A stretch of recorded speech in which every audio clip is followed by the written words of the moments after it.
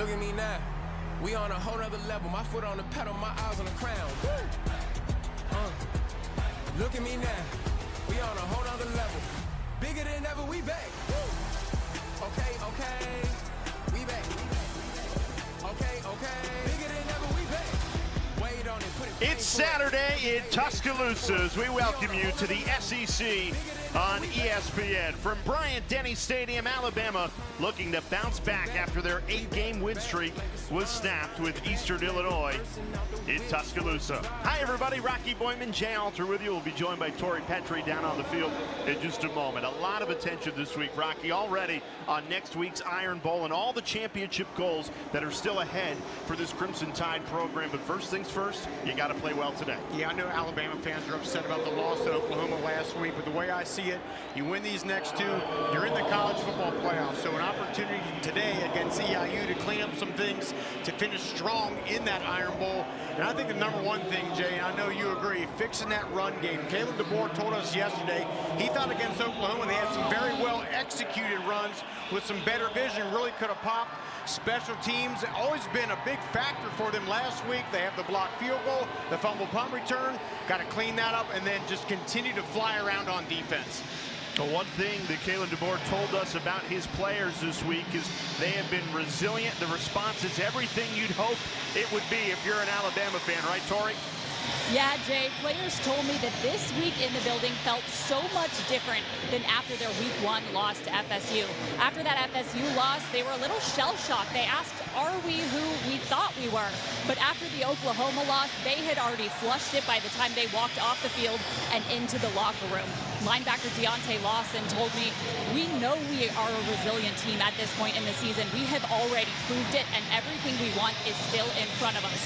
Their number one goal today is just to play mistake-free football, Jay.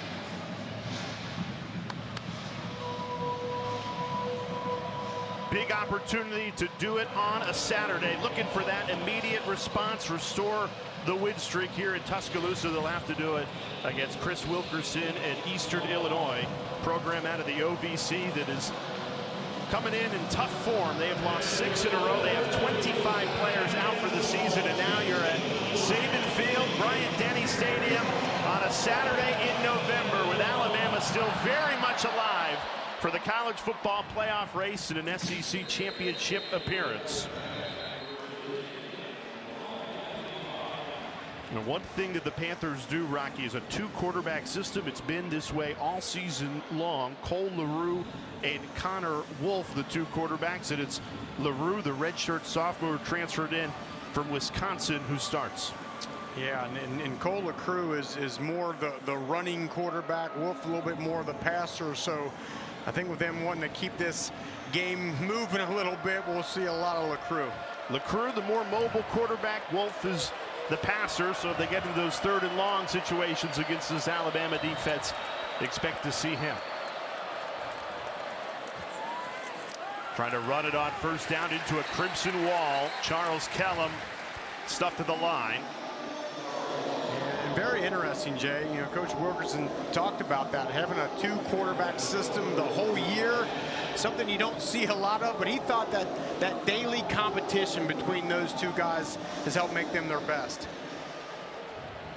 Going against an Alabama defense that has played fast, confident, particularly in SEC play, 4 ranked wins, and even in the loss last week, the only area that tripped them up, 3 missed tackles on the lone touchdown allowed, and they've got their ears pinned back on 2nd and 11. First sack of the afternoon belongs to Tim Keenan.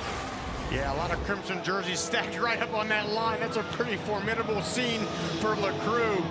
8 guys up in that box coming after you.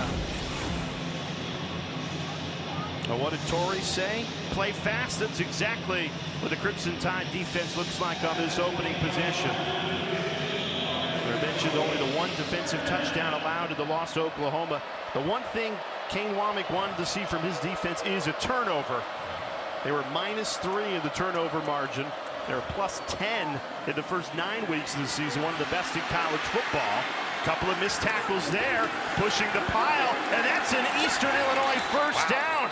On 3rd and 15, the Panthers with Charles Kellum run for 17 to keep the opening drive alive. And that's one thing the Crimson Tide needed to clean up, some subpar tackling last week. And there's, what, 3, maybe 4 missed tackles, and then the push to get the first down. Kane Wommack can't be happy about that here early on. And that's the thing for Alabama today. Regardless of opponent, you need to tackle, you need to execute. On a 3rd and 15, you need to get the offense off the field, and instead, Eastern Illinois moves the chains. LeCroux on the run, bobbled ball, and it's intercepted. We just talked about takeaways in Dijon Lee, the true freshman corner, with a timely interception there to give Alabama the ball. Jay, coming into the Oklahoma game, the Crimson Tide defense had the most takeaways per game in the SEC. They got none last week, and then here on just the second drive, what an incredible catch, pinning the ball against the wide receiver Darius Smith, Dijon Lee. What incredibly athletic play. Lee just pinned that ball against the helmet of Smith. The helmet catch 2.0. Second interception of the season for Dijon Lee, and excellent starting field position for Ty Simpson in this Crimson Tide offense. First and 10. Handoff jam Miller. You know, Rocky, what do you like about Ty Simpson coming into this one? Well, I like the accuracy, especially for a first-year quarterback. I think he's had explosive plays. He exploits the middle parts of the field better than I've seen any young quarterback. I think the key for Simpson is just learning as you go on when to give up on a play instead of trying to make something happen and putting the ball in harm's way. And Simpson in the offense, they're already in enemy territory here for their first drive of the afternoon. And off again. Miller bounces outside the numbers, lowers his shoulder, and this will set up 3rd and short as we check in with Tori. Alabama offensive coordinator Ryan Grubb is actually down on the field for the first time this season. Usually he is upstairs in the box. Rocky, curious your thoughts there. Maybe a little bit helpful when some of these younger guys possibly get a chance later in this game? Yeah, that could be the fact there, Tori, but also, you know, I think if you're ever going to experiment with something, maybe being down on the field, this is probably the week to do it. So different vantage point for Ryan Grubb. We'll see how that works out today. 3rd and 3 test for Grubb. Ty Simpson in this Alabama offense. They keep it on the ground, trying to establish that run. Not going to get there. Needed 3, only got 1. Jawan Nixon, outstanding tackle. And he's a Tuscaloosa native playing for Eastern Illinois. Went to high school 8 miles from Bryant-Denny Stadium at local Hillcrest High School. He's the top tackler on this team. They're going to go for it here, Jay. Trying to convert on 4th down. Eastern Illinois jumped. It's a free play. Simpson throws. It's caught. Isaiah Horton. So they had the first down anyway because Eastern Illinois jumped, but a successful first completion for Simpson to Horton. Offside on the defense, number 9, in the neutral zone at the snap. That penalty is declined. The resulting play is a first down. Yeah, I think they were content to run this ball here, but then, I mean, very smart heads-up play. Ty Simpson sees the offsides and goes to the outside part of the field with hitting Horton. But it's this run game. We talked about the top, Jay. Really want to get this thing going. A lot of inside zone. They really like to weigh heavy on that.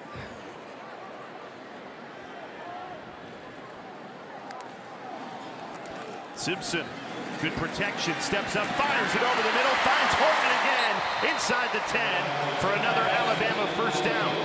That's an inside breaking route we talked about. That's Ty Simpson for a first-year kid, and also a kid who's not, you know, 6'5" back there. He's really good throwing those in-breaking dig routes.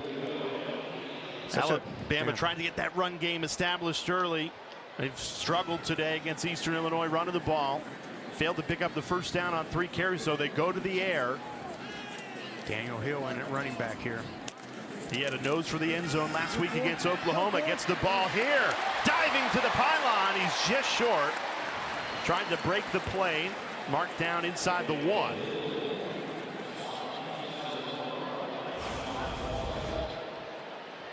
And pretty good surge there. Nice job. Got Gino Vandermark, who's playing center today, with a nice block. Low snap. Simpson got it out quickly, and Ryan Williams dropped it in the end zone. That's the execution you were talking about pre-kick, Rocky. Yeah, I think that was a hot route there. He looked out to the outside and saw Ryan Williams. No one was covering him, so hot. Tried to shoot that ball, but Ryan Williams got to secure the catch before you turn upfield. Alabama failed to convert their last third down attempt. They did pick it up on fourth to keep the drive alive. 3rd and goal here. Simpson goes under center, barking orders at his offensive line. Jam Miller behind him, gets the carry into the end zone to open the scoring. Touchdown, Alabama.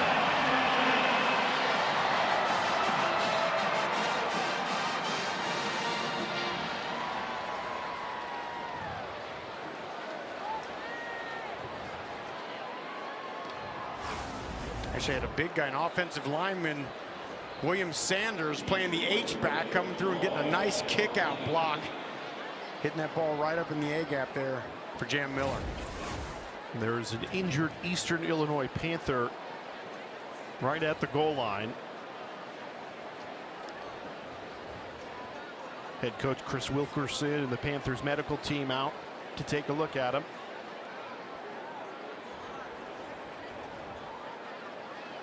After the Dejon Lee interception, Alabama goes 46 yards and 8 plays to cash in on a short field.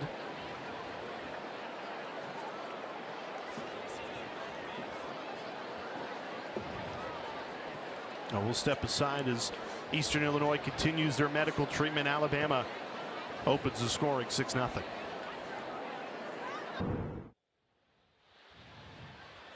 It was the defensive tackle Trayvon Piggy who was down for Eastern Illinois. He got helped up, walked off the field under his own power. And now Alabama can set up with the extra point. Connor Talty puts it right through. And Jam Miller opens the scoring Saturday in Tuscaloosa. They're trying to get the run game going, Rocky. Yeah, they did. The big interception by Dejon Lee gets the ball back to the offense. Pretty heavy run oriented. Then Jam Miller punches it in for the touchdown. 7-0 Alabama.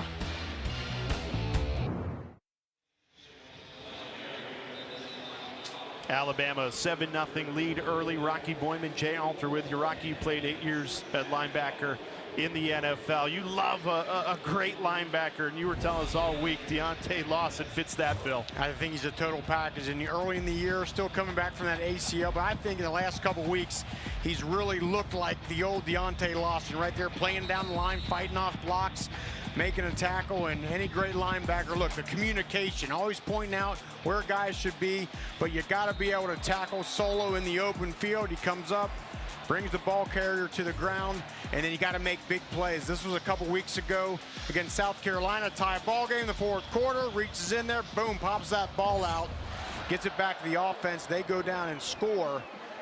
And the thing you love about Lawson too is he didn't come in starting right away, but he's earned his position, and he has been a fantastic playmaker. Ed Torrey, he's enjoying his 2nd senior day here in Tuscaloosa. Yeah, guys, he had just torn that ACL last November before senior day last year, so he wasn't able to walk, and he thought that was going to be his last game at Bryant-Denny, and he got a little emotional this week reflecting on that time in his life. He told me, really thinking back, I just felt like I had more to pour into my teammates, and that was one of the main reasons why he came back to this program this year. His defensive coordinator said he was an elite leader last year. This year, he is on an absolutely different level. Yeah, the one thing that Alabama pointed out to us is there are 3 linebackers that get the vast majority of the snaps, all seniors. So today's an opportunity to see what the young guys can bring. You see QB Reese, 36, in there for Lawson right now as Bray Hubbard makes the play. Yeah, but there's QB Reese. And that's one thing about Alabama. They are not scared to play a freshman out there. They want to get these great athletes, these 4- and 5-star guys out on the field. And as you said, Jay, a great opportunity today to get some experience. On the opening drive for Eastern Illinois, Dejon Lee had the interception. Takeaway, such a big part of this program. And they got nearly another here. Fumble to the 1-yard line. Tim Keenan pried it free. Inches away from what it would have been an Alabama defensive touchdown. And it was Tim Keenan who, on the last series, had the big play in the backfield. I mean, that's just a hard guy to block. 6'2", 320, low center of gravity, powerful.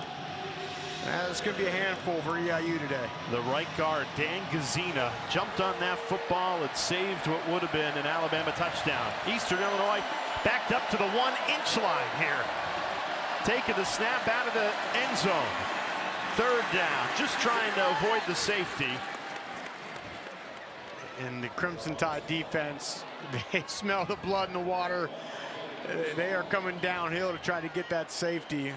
Weren't able to force it, but and Bray Hubbard, a couple nice plays.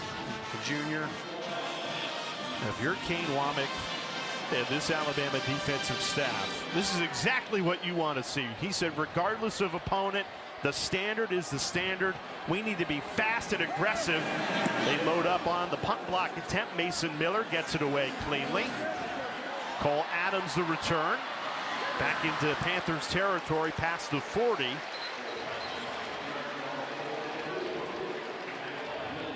A great start for Tim Keenan and this Alabama defense. This was him pregame. How about this? Signing autographs for young fans, taking pictures, meeting with the people. Love it.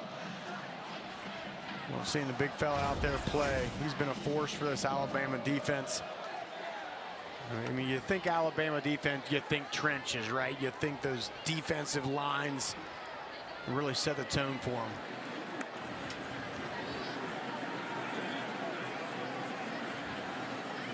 Favorable starting field position once again. Both Alabama drives now have started in Eastern Illinois territory. They go right back to the run game. Kevin Riley into the secondary, gain of 9. Ryan Grubb wants to establish that run. It was the #1 thing on your checklist. Rocky, they've got 3 straight games under 100 yards rushing for the first time since 2004. Yeah, I don't think this backfield has any true home run hitters in it, so it does come down to consistency and reading the blocks right, a little bit better vision out of the running backs. That's what Ryan Grubb wanted to see here today. But got to get that run game, make it efficient here for the final push. Keep it on the ground. Couple of missed tackles, and Riley picks up the first down for the Crimson Tide.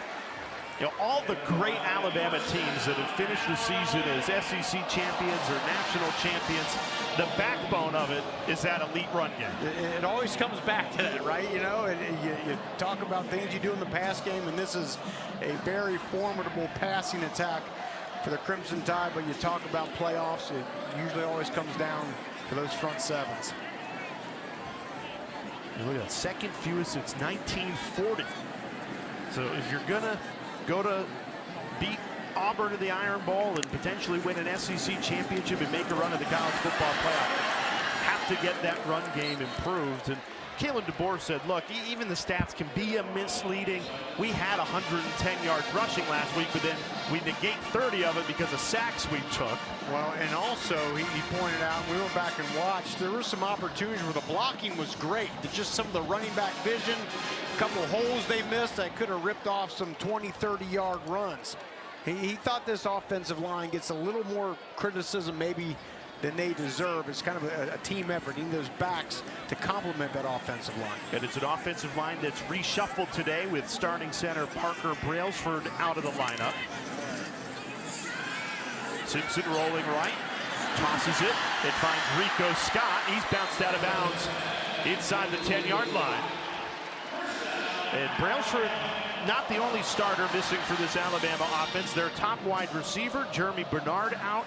And their top tight end, Josh Cuevas, is out. So 3 key missing pieces here today. Yeah, and Cuevas, he injured his foot in practice this week. That's a big loss. Expecting to get Bernard and Brailsford back for Auburn a week from today.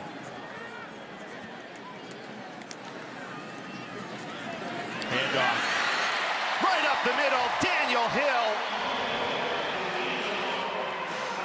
After 2 touchdowns against Oklahoma a week ago, Hill finds the end zone again.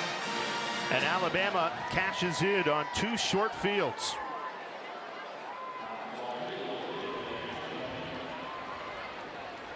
And field position, the name of the game, Rocky. 2 offensive possessions that have started in Eastern Illinois territory, and they punch both of them in.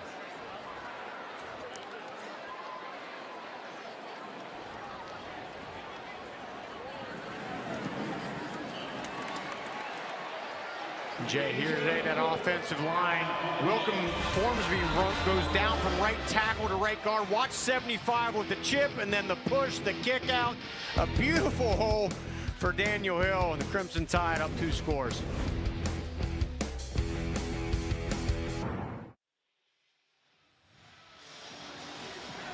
SEC football continues tonight. Death Valley, 7:45 Eastern, 6:45 Central on the SEC Network. LSU taking on the Western Kentucky Hilltoppers. Alabama leads 14-0 against Eastern Illinois out of the OVC. They've got a great football lineage, the Panthers. They've produced some Super Bowl winning head coaches, including Mike Shanahan, who won them with John Elway and the Broncos, and then Sean Payton, who obviously won it with the Saints, and now the current head coach of the Broncos. And then some Pro Bowl quarterbacks, Tony Romo, and then most recently Jimmy Garoppolo. Yeah, in my first year in broadcasting, 2013, I called a playoff game at EIU. Young quarterback named Jimmy Garoppolo. He passed for over 5,000 yards that year. And speaking of Eastern Illinois quarterbacks, Connor Wolf in the game, 2-quarterback system. They gave Cole LeCrue the first 2 possessions. An interception and nearly a fumble that was recovered at the 1-yard line. Eastern Illinois did well to jump on that and preserve the possession. So here's Wolf, more your traditional pocket passer, the redshirt freshman from Ada, Michigan. Yeah, he's not going to run around much at all. He likes to sit back in that pocket and try to go through the progressions and find an open guy. Easier said than done when you're facing Certainly. this defense. Yeah, they got to make sure they block Tim Keenan.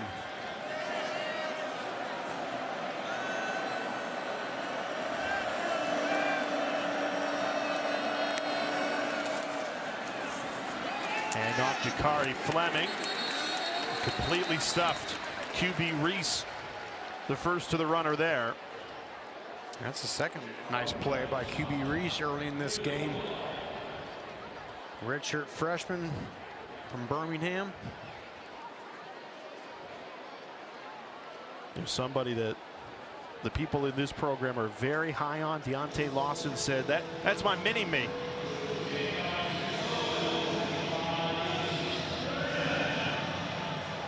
Third and 10.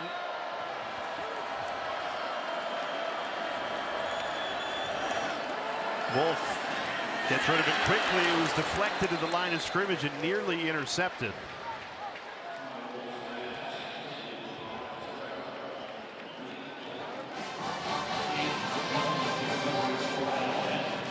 Alabama inches away from getting the fumble on the previous possession, inches away from another interception there. They have been hunting the football, playing fast, aggressive. Exactly what you want to see if you're a Crimson Tide fan. That's what Kane Womack told us yesterday. He felt like, you know, they're finally really playing fast with the block punt. Now getting it on special teams. A blocked punt gives Alabama excellent field position. And we thought that might be an issue for EIU. They've had 5 punts blocked or deflected this year, and that makes number 6. Really just coming right up the pipe. Luke Metz, the freshman linebacker.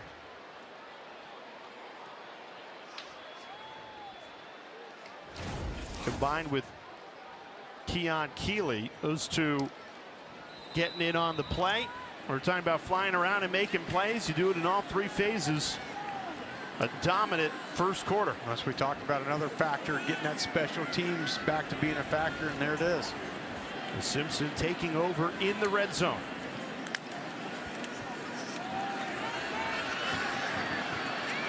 Errant throw there. Overshot Jam Miller out of the backfield. And Coach DeBoer told us yesterday, it's, you know, as great of a year it's been, it's important to remember that he's still a first-year starter, and there's so much, you know, that reps can get you. The more reps you get, you find what works, you find what doesn't. So he's still certainly learning, all the while having a great season. And sometimes you can learn the most after a loss. Correct. They certainly feel like that's the case for Simpson after that opening week loss to Florida State. Responds with 8 straight wins and so much improvement. First flag of the day comes out.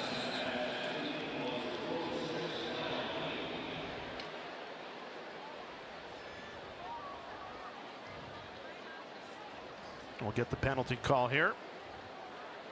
Holding on the offense, number 30, 10-yard penalty. Play second down. Yeah, that's Derek Meadows, the freshman wide receiver. He's a guy they think very highly of him, think can be a factor. You see it right there. You see the left arm getting around the neck of the defender. But Meadows, I mean, 6'5", 212, true freshman. Certainly an opportunity for him here today.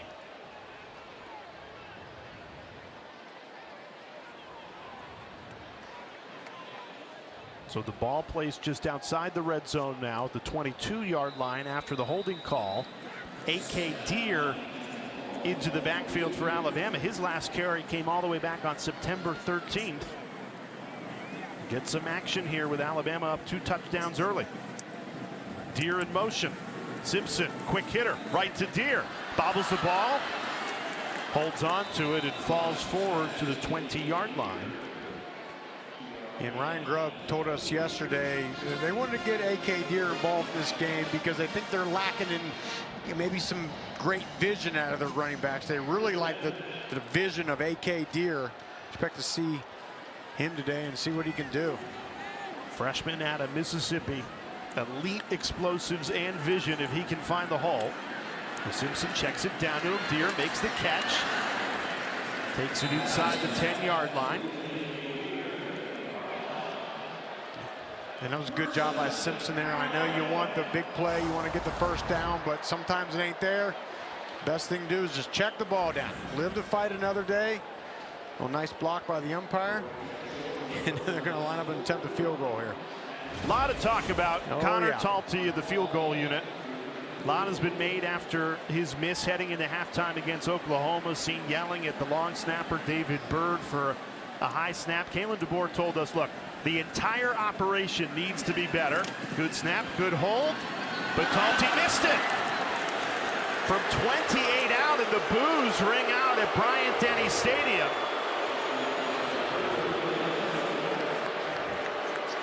Kalen DeBoer told us we need to limit the unforced errors across the board. The field goal unit, a good example. And look at the snap and the hold. Perfect snap, perfect hold. There's no one to blame right there. And then Talty. That's a 28-yard field goal. That is considered a chip shot.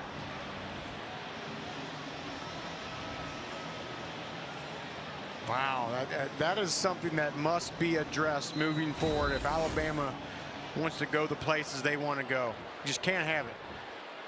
The beginning next week at Auburn for the Iron Bowl, then potentially an SEC championship game, a college football playoff run. And look, the noise was very loud about Talty coming after that miss against Oklahoma, and DeBoer was able to deflect a lot of it, saying it's not just him, it's the whole operation. But at the end of the day, we need to execute. This was last week. And, okay, snap's a little bit high, but I mean, if I'm being honest, the hold was great. Good job getting that ball down, and now he's jawing at David Byrd. More than any position in this game, the field goal kicker is so mental. Oh, absolutely. It's like a golfer on a green making a putt. You know, you can do it 100 times out of 100, and then one time your thoughts get in your head a little bit, and I think that may be what's going on with Talty. Based off the reaction of the crowd, the boos rang out immediately. That noise is not going to get any quieter heading in to Auburn next week. No, that absolutely must be addressed. And he knew right when he hit it that he'd pushed it to the right. And Kalen DeBoer, his message was simple: limit the unforced errors. And that's, look, special teams, but also defense and offense. But the unit that is not limiting those unforced errors right now is Connor Talty and that field goal team. Alabama still a 2-touchdown lead. Final play of the first quarter, 3rd and 4. Trying to go up the middle with Charles Kellum. He stopped shy, needed 4, only got 2. Well, still a good weekend for Kellum and all the alma maters of St. Xavier High School in Cincinnati. A big win for Rocky Boyman and all the Bombers out there.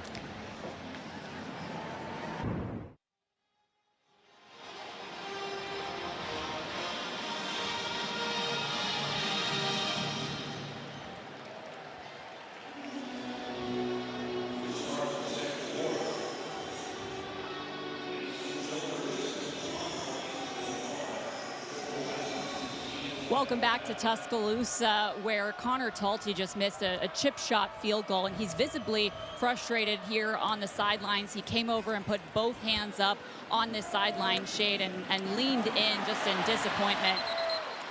He's had teammates come over. He's had coaches come over. Ty Simpson came and talked to him. Coach DeBoer came and talked to him. Definitely disappointed with that kick. Kalen DeBoer told us yesterday, as you see him over there during the first and second quarter talking to Talty, he goes, he was money all week. Yeah, and back to your original point, this is 100% a mental thing for a chip shot field goal. Now, the challenge for Talty is, and all the great athletes do this, you flush something bad out of your head and you go get the next one. I think they've got to do whatever they can today to make sure they get him some more field goal opportunities so he can flush that thing out. Here's what's incredible. Alabama up 2 touchdowns. The defense has been outstanding, and all anybody is going to want to talk about is Connor Talty at that 28-yard missed field goal. But great insight from Torrey to show that he's still got his teammates and his coaches' support, and that's one thing that Kalen DeBoer made absolutely clear. You know, they are not thinking about going away from him.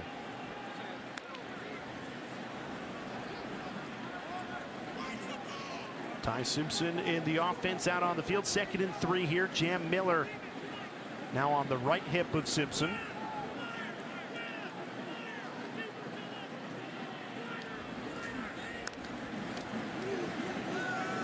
Miller running left. Gets a couple of blocks. Has the first down and more into Eastern Illinois territory.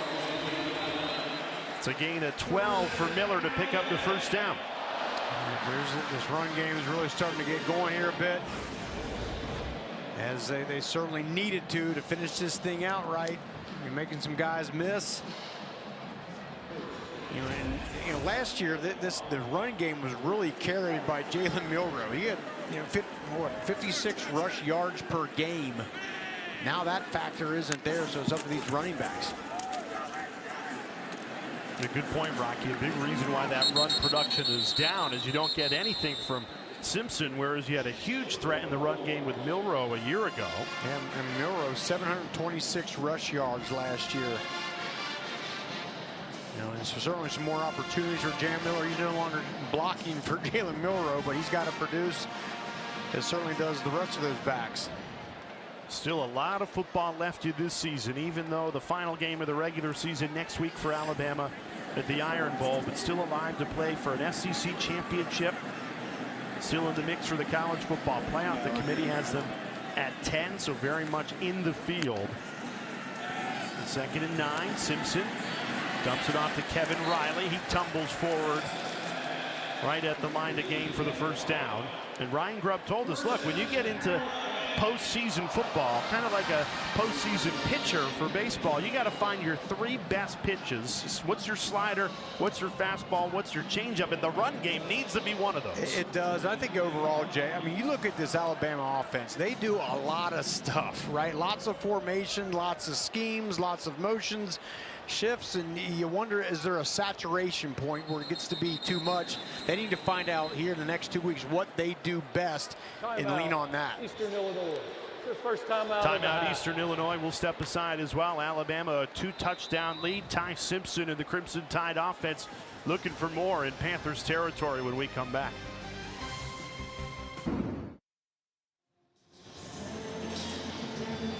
Welcome back to Tuscaloosa. I've been standing down here on the sidelines watching the specialists after that missed kick, and Connor Talty has not taken any practice kicks down here, but Peter Notaro has. To be determined who's going to take the next kick, but when the specialists are talking amongst themselves, it's Peter Notaro talking with the starters. Very interesting. And also, David Bird was the long snapper against Oklahoma for the high snap. It was Alex Rozier, new long snapper for Alabama, who did a perfect snap on the Talty miss. So we might get a field goal here if Alabama can't punch it in. Back in Panthers territory, feel like they've lived on Eastern Illinois' side of the field in this first half. Gain of 4 there from A.K. Deer.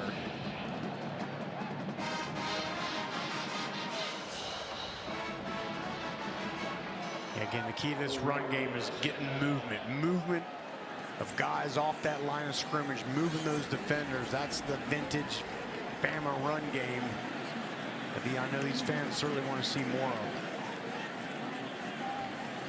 And Michael Carroll, the true freshman from IMG Academy, who's moved into right tackle as Wilkin Formby has gone to right guard.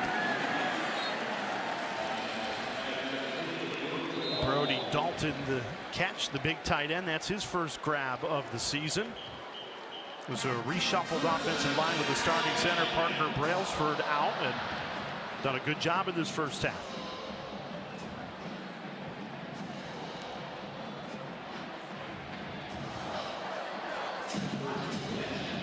Very reliable left side of the line with Proctor and Dewberry intact.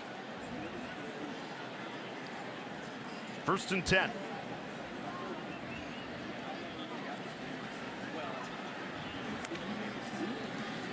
Play action. Simpson throws off his back foot. Great catch. Kevin Riley went low to grab that one. Takes it all the way to the 2-yard line. Gain of 23. That was great anticipation by Ty Simpson. And also, you see an open guy, you get the ball out of your hand. Don't pass up open guys. Oh, a little bit behind him. Still a good job by Simpson getting the thing out. You mentioned this offensive line. Gino Vandermark at center. He's certainly a bigger body than Brailsford was. Riley, who just made the great catch, stays into the backfield. Gets the carry. Bulldozes his way into the end zone for another Alabama touchdown.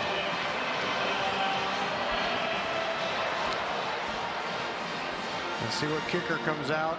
Looks like it's going to be Connor Talty. There's some boos, Jay, as he walks out on the field. This has got to be treated as a confidence booster for Connor Talty right here. He's smiling. He hears them. Well, he's perfect on the season on extra points, 37 for 37.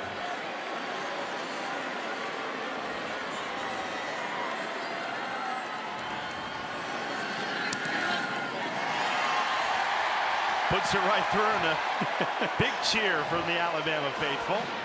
Most celebrated point after attempt in a long time around here. Now the Crimson Tide, good for him, looking for a response after that 8-game losing streak was snapped last week. They've got a 3-touchdown lead. Connor Talty, the most talked about kicker in college football. But the Crimson Tide rolling at home, up 21-0.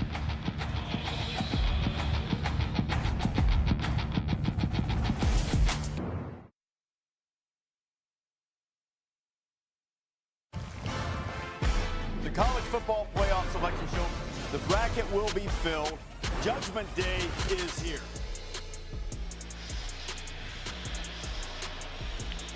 College football selection show be here before we know it. Who will be the 12 to compete in the college football playoff? Alabama right now seeded as the number 10 team in the 12-team playoff. The committee dropping them from 4 to 10 after the loss to Oklahoma. Rocky Boyman, Jay Alter with you. Tori Petrie down on the sideline. SEC's definitely getting in 5 teams. It's just who will be the 5, and Alabama still very much in the mix. You just got to beat Auburn and you're in. Got to beat Auburn next week. And yeah, some other things need to happen for them to get in the SEC championship game, but they don't need that game necessarily. And even if they were to make the SEC championship game and lose, I think the committee showed last year that they're not going to penalize a team for losing in their conference championship. SMU lost to Clemson in the ACC championship last year and still made the field of 12. But back to that, I mean, there's no scenario, right, that a 3-loss SEC team gets in. I don't know if I see that going. Oh, well, Alabama's the scenario that if they pick up the 3rd loss in the SEC championship. In that game, yes. I agree. I'm saying if they lose the Iron Bowl next week, they're done. No. Yep. I think it's as simple as that. You can look at all the analytics, or you just have to win. You go to Auburn and win, you will be in. Winning solves the whole thing. And that's why good completion there, right on the money to Landers Green for an Eastern Illinois first down. That's why, obviously, you're disappointed to lose to Oklahoma, but because you had that awesome 8-game win streak with 4 ranked wins, your resume is good to go. And that's the reason for playing good teams, you know, and wanting to play against top competition, because you don't get dinged as much. Those are some fantastic wins that tied it early in the year.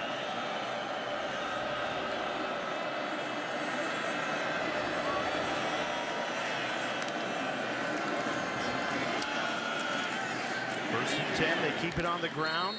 Callum, Cincinnati native. We said it right at the end of the first quarter, Rocky, but you're a proud St. Xavier Bomber.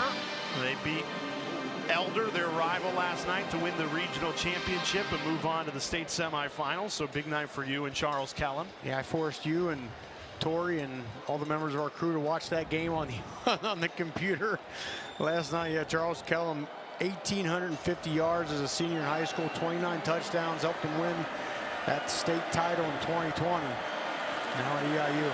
Hey, if there's an area that can appreciate some good high school football on a Friday night, it's here in Alabama. You've got excellent football in this area, certainly in the Birmingham area. A great job by Ivan Taylor, strong safety. Kalen DeBoer told us we might see some Ivan Taylor here today. Great play.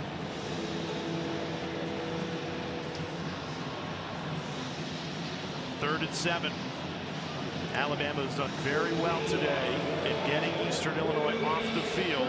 Only that 1 third down conversion today.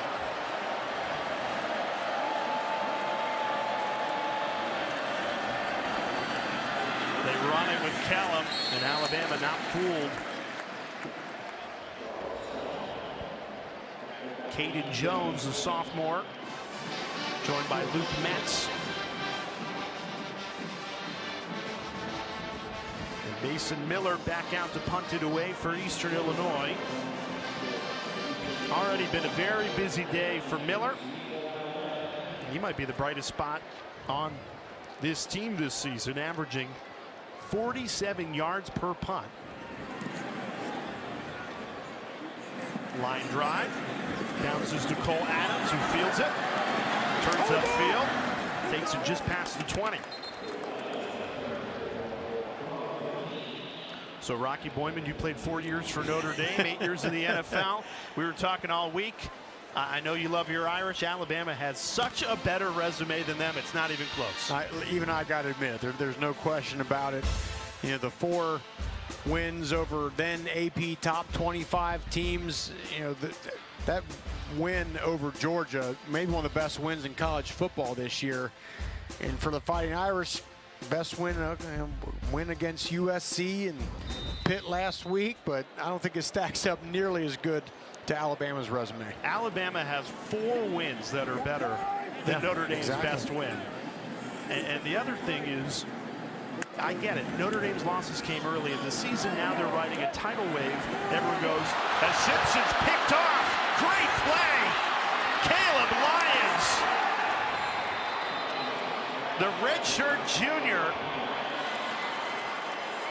Outstanding play to Reed Simpson and just go up and high point that football, and Eastern Illinois will take over in the red zone. What a play. There's Caleb Lyons just playing in that hole right there. I think Ty Simpson thought he could get it over him, but Caleb Lyons can jump out of the stadium.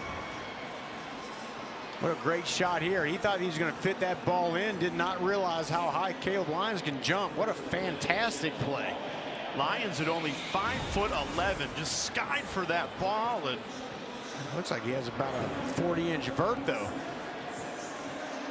So Simpson, who has been so good this season in terms of accuracy, is now throwing back-to-back interceptions, 7th straight game, committing a turnover. That costly pick 6 against Oklahoma last week.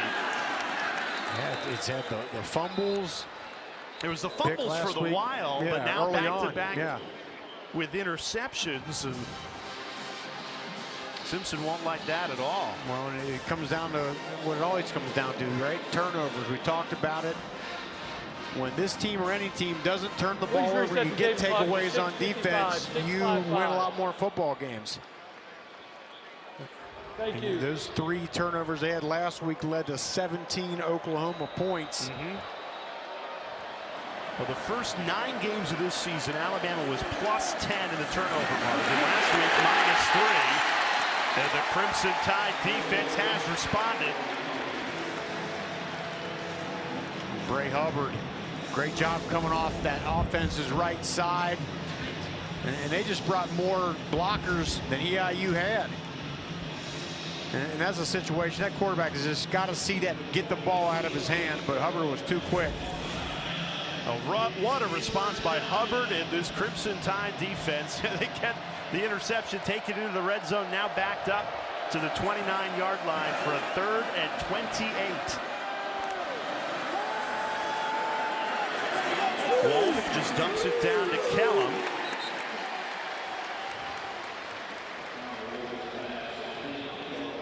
Actually lost 2 on the play. And you're in no man's land right now, Rocky. Probably too long for a field goal attempt, but you're 4th and 30. What do you got in the playbook for that against an Alabama defense? That's been tough because this has been the Achilles heel of EIU all year. They just have not situationally been good, find themselves too often behind the sticks. They're good on 1st down, but then they just can't, again, convert the plays you need to get the 3rd downs. Especially in the red zone. You see Chris Wilkerson highly upset. He thought he had something going. Got the big pick. Wolf rockets it, and it's dropped. C.J. Nelson could not hang on. It was Bray Hubbard again. He's the star of this drive for Alabama defensively. Yeah, Bray Hubbard has had many plays here today for that Crimson Tide defense. He had the big sack, and then on 4th down, good job reading the quarterback and laying a big stick on the EIU receiver. 21-0 Alabama.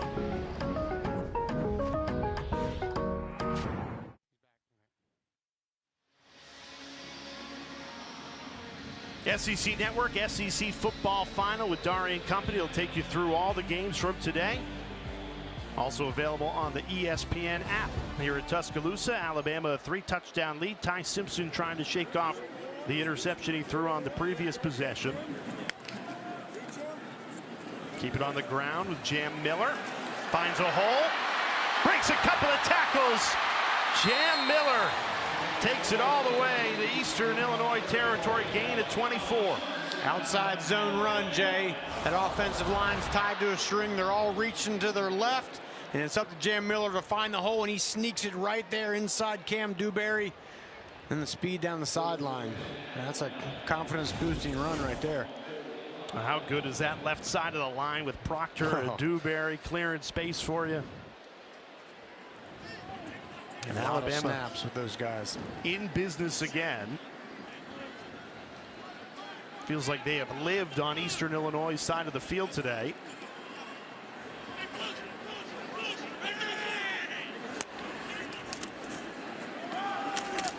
Right back to Miller, wrestled down. Yeah, Alabama has run 24 of their 28 plays of this first half in Panthers territory. That's how you want it every time if you can. You know, Ryan Grubb certainly appreciates that.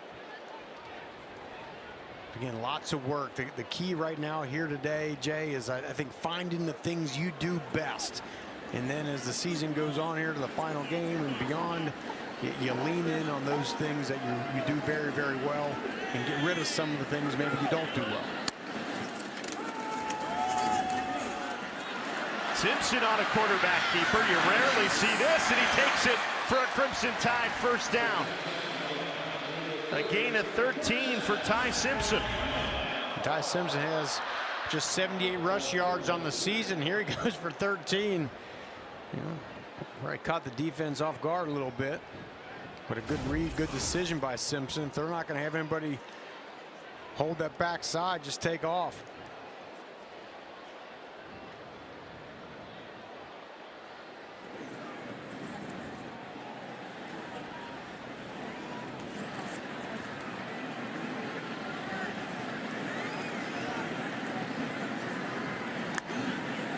First and 10, 3 minutes left in this first half. Simpson finds the true freshman tight end, Marshall Pritchett.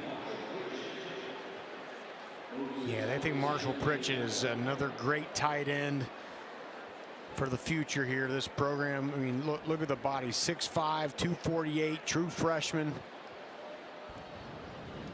And he could have a vital role to play down the stretch with starting tight end Josh Cuevas out of the game today.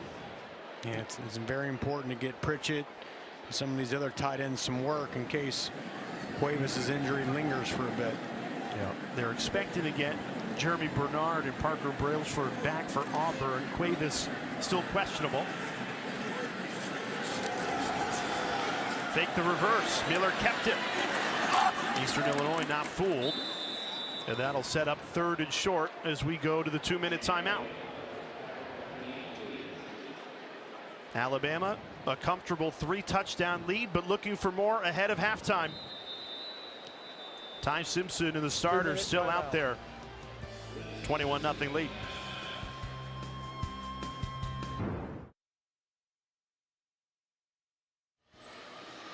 Alabama, a 3-touchdown lead, driving with the ball, 3rd and 2 upcoming. If they don't get this, Rocky, a field goal attempt likely. And everyone's talking about this kicker controversy after Connor Talty missed last week against Oklahoma and missed again from 28 yards out today. Yeah, I mean, this is the center of the universe right now for Crimson Tide football. They could win this game 147-0. And if this is all people are going to talk about is the kicking situation right now. Well, the simple solve for that, if you're Kalen DeBoer in Alabama, is pick up this 3rd down. Miller does just that. Needed to, got to, falling forward into the red zone with a fresh set of downs. In my head right there, I think about, do you just, not get the first down to force yourself to get the kicker back out there and give him another opportunity, clear his head? Again, this game is likely in hand, right? This is all about next week and beyond. The one thing that true freshman Peter Notaro has done, Torrey mentioned it earlier in the 2nd quarter, is he has kicked constantly. Caden Proctor out there on the wing. Here we go. They give it to Proctor. Here's the big boy. Bounced out of bounds.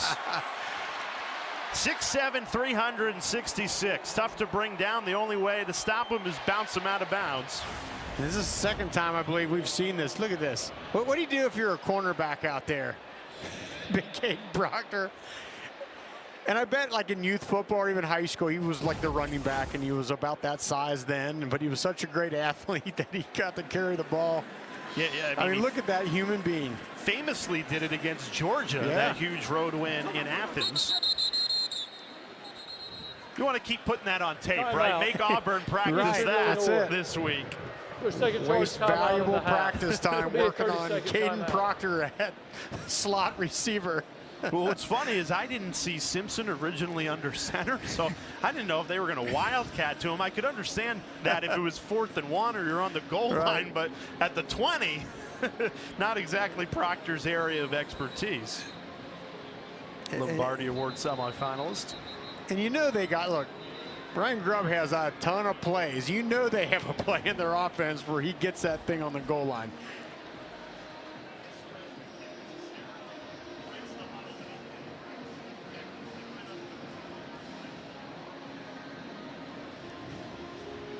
There's Ryan Grubb down on the field instead of the booth for the first time this season for Alabama. Enjoyed talking with him yesterday. He's a smart coach. He told us he believes they have 3 NFL quarterbacks in the quarterback room. It's been all Simpson in the first half, but hoping to see Mack and Russell in the second. Here's Kevin Riley, tiptoes the sidelines, plows in. There's a flag down. And this run is likely coming back. Looks like there might have been a hold out there on the edge. Holding on the offense, number 11. 10-yard penalty from the spot of the foul. We play second down. That's Rico Scott, the redshirt freshman wide receiver, called for the hold. And I thought it was a hit in the back, not necessarily a hold. Let's see right there. Both. Yeah, a little bit of both, yeah. There's a good shot of it right there by our camera crew. Good And job. Riley did step out about the 5-yard line as well. So Simpson in the Crimson Tide offense backed up about the 28-yard line. Minute 18 to go this first half. A 3-touchdown lead and 3 timeouts.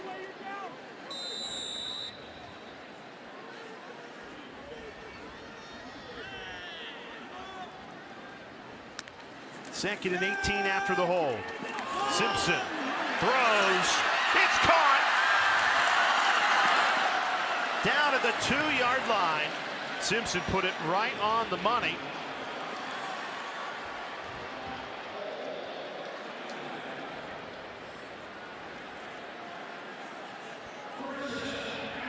That was a good read there. We brought the corner blitz off the edge.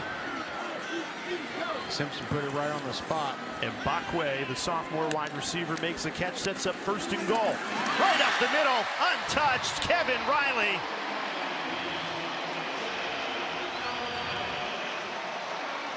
Alabama goes 69 yards in 9 plays.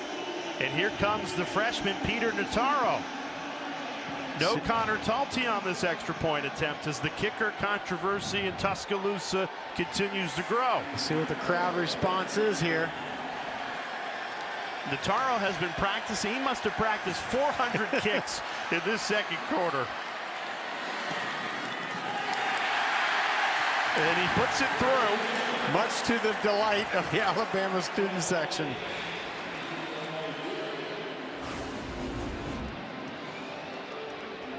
What was the line you said? They could win 147 to nothing, and they're still going to be talking about kickers here all week in Tuscaloosa. Thought Mbakwe making the catch there. And walking the tightrope. Good job. Nice corner route. Good throw. And Riley finished it off. So 4 touchdowns in this first half for the Crimson Tide, and all of them have come on the ground. Clear point of emphasis. Get this run game going. 117 rushing yards, but most importantly, 4 rushing touchdowns for Kalen DeBoer's team. And that is a season high for Alabama in a half.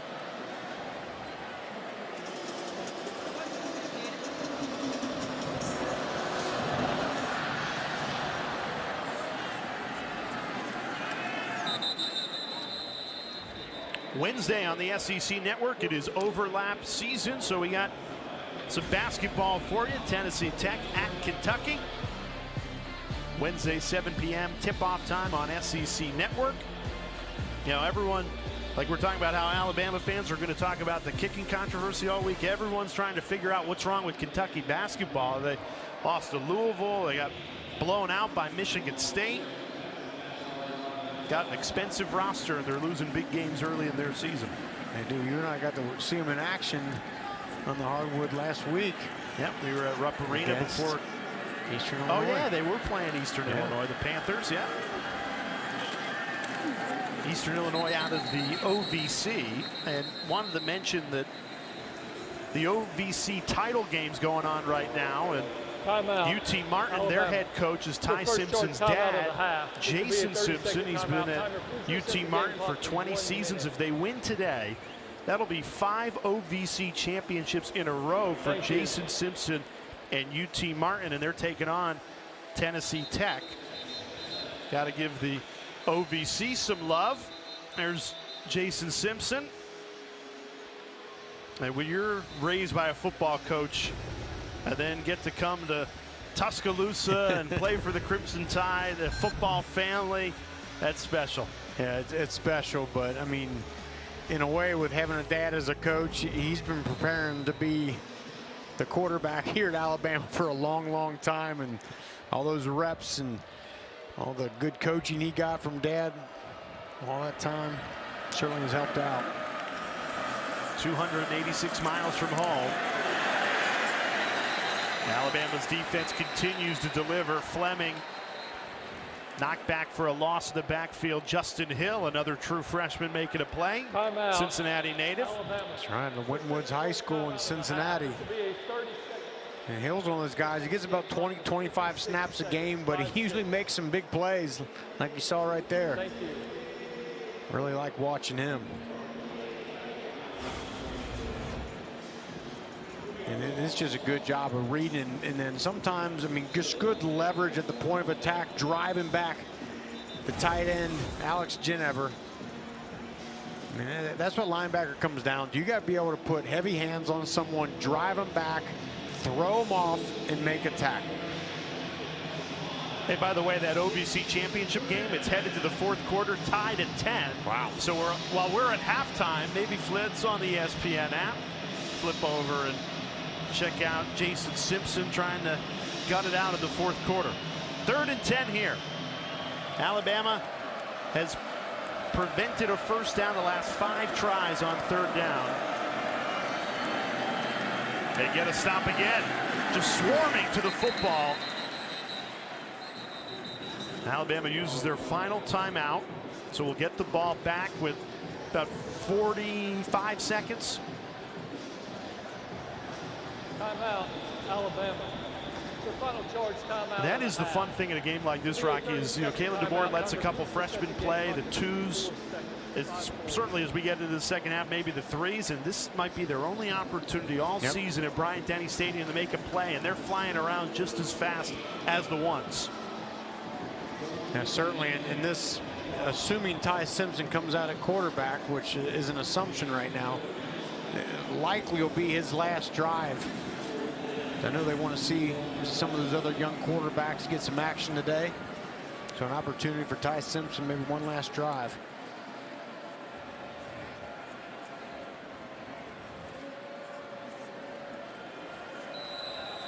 Mason Miller has already had 1 punt block today. High snap, gets it away cleanly. Cole Adams backpedals, fields it at the 21, brings it across the 30. And now with no timeouts, 45 seconds to work for this Alabama offense. And Ty Simpson has been pretty good today, bar the 1 interception. He has the 1 interception, but outside of that, 10 of 13, 122 yards. He's done a good job, made good decisions, and that's the thing with Simpson. Sometimes trying to play hero ball, and you know, you got to check the ball down and take what the defense gives you. I thought he did that well at times here today.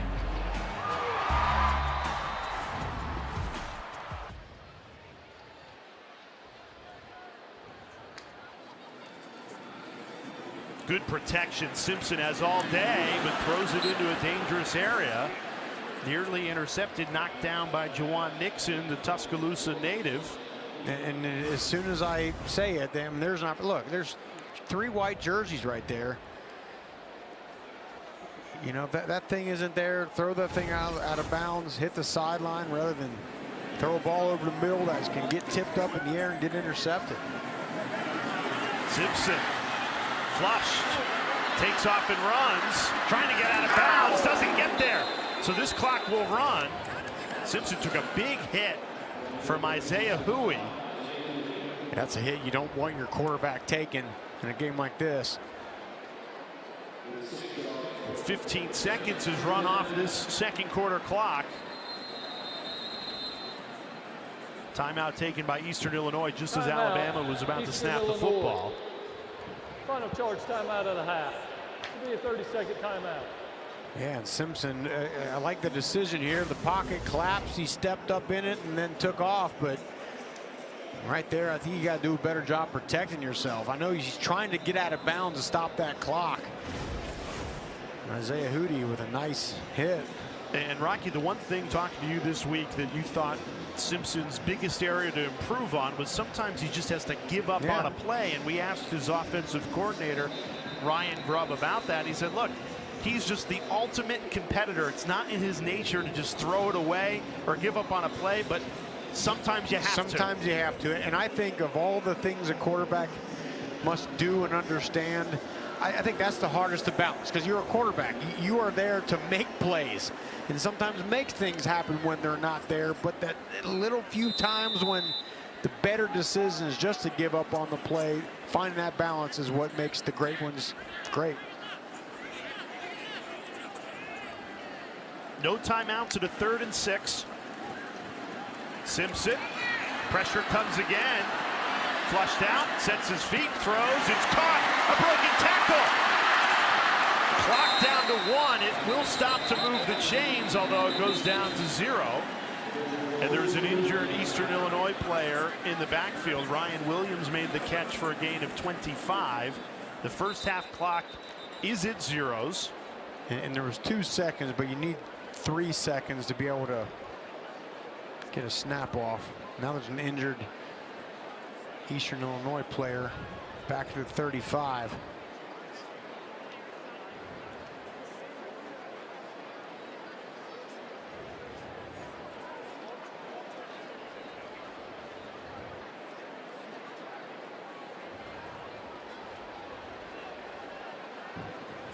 Timer. Please put 1 second back on the game clock. Due to the defensive injury under 10 seconds, though there was a first down, this applies for a 10-second runoff. Alabama will decline the 10-second runoff. The game clock will go on the snap. Kifa Perara, the injured player for Eastern Illinois, walking off. If you didn't hear it, the official announced while Pafara was getting attended to that there is 1 second on the clock, and Alabama will have one final play. The Hail Mary coming here from the Eastern Illinois 38-yard line. And Isaiah Horton down here at the bottom of the screen there, 6'4".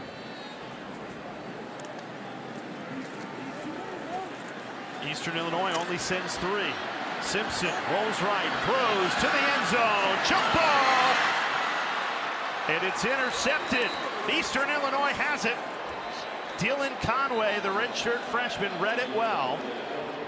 So Simpson's second interception in this first half, albeit a jump ball heading into halftime with a 4-touchdown lead. Coming up at halftime, if you love college marching bands, check out Alabama's $1 Million Band at halftime on the SEC Network Plus channel. Let's check in with Kalen DeBoer down on the field with Tori Petra. Coach, you used both of your kickers here in the first half. How do you plan on using them in the second? Yeah, when we get a field goal opportunity, we'll put Talty out there. We're just trying to get some other guys some opportunities out there too. So we'll get him back out, trying to rotate your last home game. Thank you, Coach. You bet. Yep.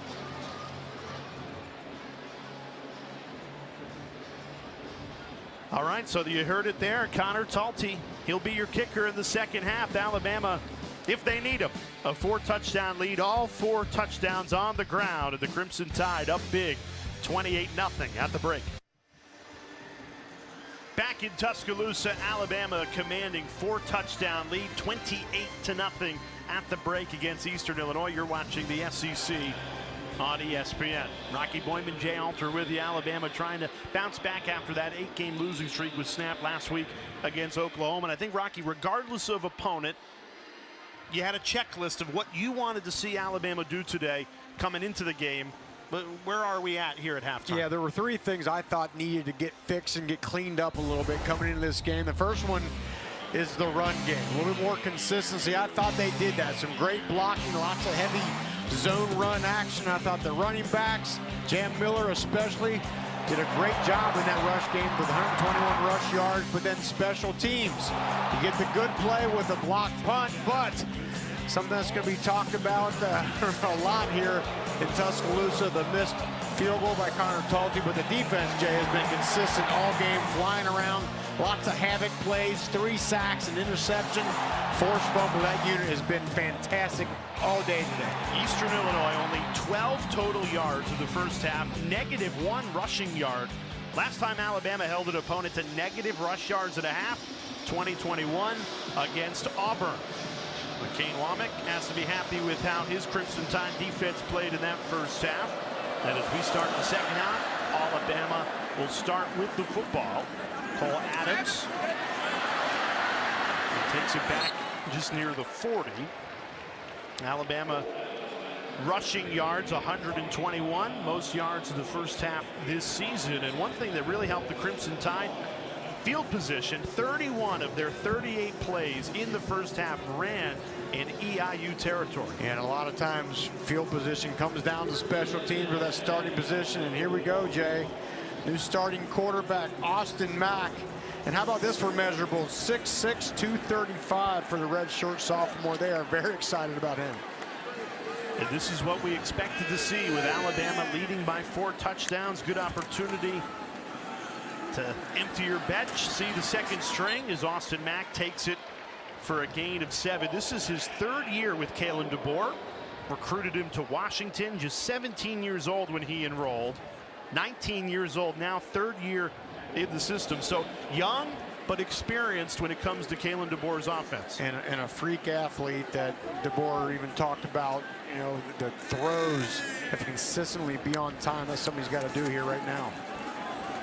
Right on the money there. Checked it right down to Kevin Riley for an Alabama first down. Let's check in with Tori. Jay, one of the big compliments this coaching staff had of Mack this week was that he has great presence and command in this huddle, and they are completely comfortable with him out there. One of his teammates told me that his car is always one of the first at the facility. The message to him today was, you don't need to be a hero. Everyone in this building knows how good you are, so just play a clean game. And yeah, Tori, look, already there's some good command in this offense, checking them around, getting them lined up. And right back in the Panthers territory where they lived in the first half. Kevin Riley takes that carry for a gain of 7. And Ryan Grubb, the offensive coordinator, told us he believes he has 3 NFL quarterbacks in the quarterback room. What a luxury that is. What a luxury, yes. It's great to be Ryan Grubb. Ty Simpson, his day is done with a 28-0 lead. Did throw the 2 interceptions in that first half. And now it's Austin Mack's turn as Alabama empties the bench here. Up 4 scores in the 3rd. Mack right on target again, finds the big tight end, Brody Dalton. He's got huge size too at 6'5", 255. He's a good job. It's a low snap, but he fields it seamlessly, pops it back up, and then boom, there's the receiver, ball's out. It's the kind of things you want to see.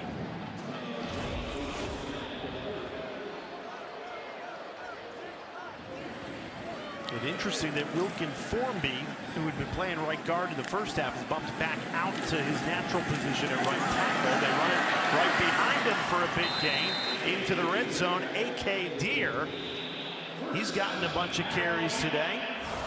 Yeah, and this is a guy that Ryan Grubb seemed to be very excited about. A.K. Deer, the vision. You know, just has a good knack of seeing where the hole is, how it opens up, where to cut back to. Really wanted to get him some action today. Thought that he may help this running game as the season progresses. He's only had 7 touches on the season, 5 already today. Play action. Mack, quick hitter, finds Cole Adams. How about the burst from Adams to take it inside the 10 to set up 1st and goal at the 5. And great job, Derek Meadows earlier, the wide receiver, got the holding penalty, but this is just a great block there. I think right before he's getting ready to commit a penalty, he smartly just kind of lets up, hands in the air, but good job on the perimeter, create some more room. Oh, this offense looks well oiled with Austin Mack and a lot of second stringers out there for the Crimson Tide. Wildcat. And it's A.K. Deer, the highly talented freshman. Direct snap. A.K. Deer trying to push his way in. Stopped at the 2-yard line. I'll tell you one thing, you play Alabama, in the week of practice leading up to it, you are going to have to go through a lot of things that this offense does. And I think that's part of it. An injured Eastern Illinois defensive lineman.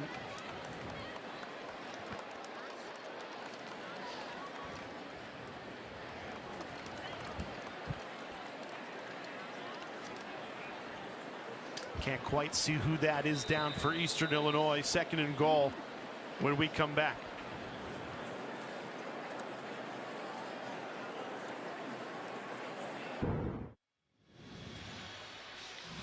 Well, Alabama opened up the second half with the backup quarterback Austin Mack.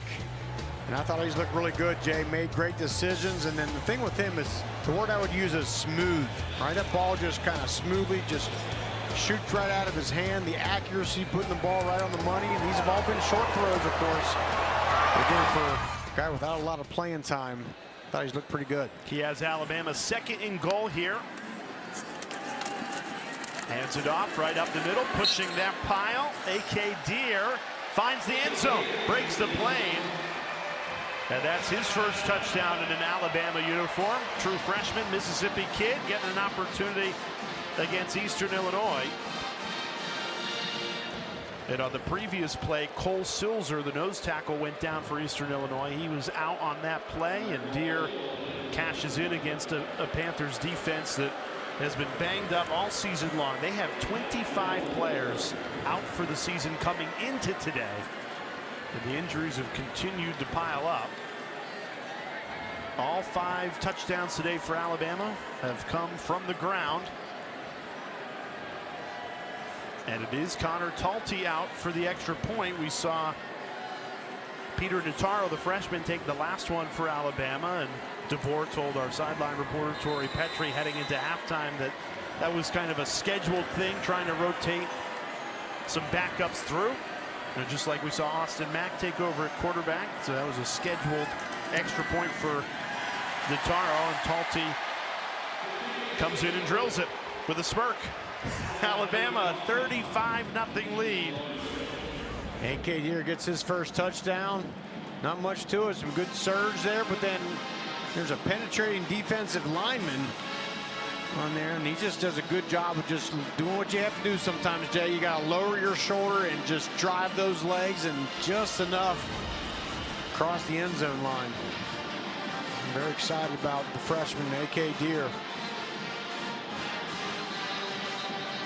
6 touches today, 4 carries, 2 catches, and coming into the game, he had not been seen since September 13th. He's only had 7 touches on the season, now going out for special teams too. But if they could develop, even this late in the season, another threat out of the backfield that could serve them well in the Iron Bowl or SEC championship, potentially college football playoff, that would be a welcome addition for Alabama.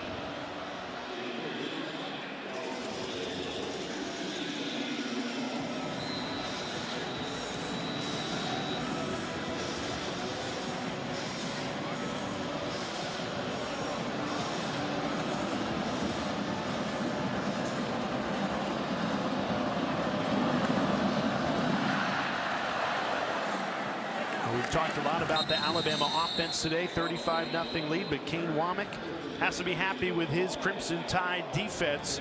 And his defensive coordinator days actually began at Eastern Illinois as a 26-year-old. He said, I had a 1-day-old baby, got the call as a GA on his dad's staff, Dave, at Ole Miss, and said, hey, you want to be the defensive coordinator for the Panthers? So he picked up his young family, and the rest is history. When you say he lived about 100 yards away from the field house there, so right close, getting to practice. But no, I think this unit has been great, and I think that's the thing to think about if you're Ty Simpson. We discussed, you know, sometimes giving up on a play.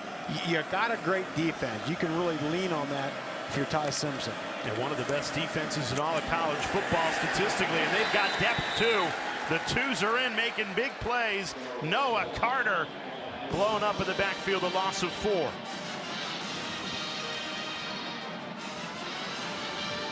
Guys, Kane Womack told us that he took away one very important lesson from his time at Eastern Illinois. He said he will never call another game from upstairs again. He was way more anxious watching from up above.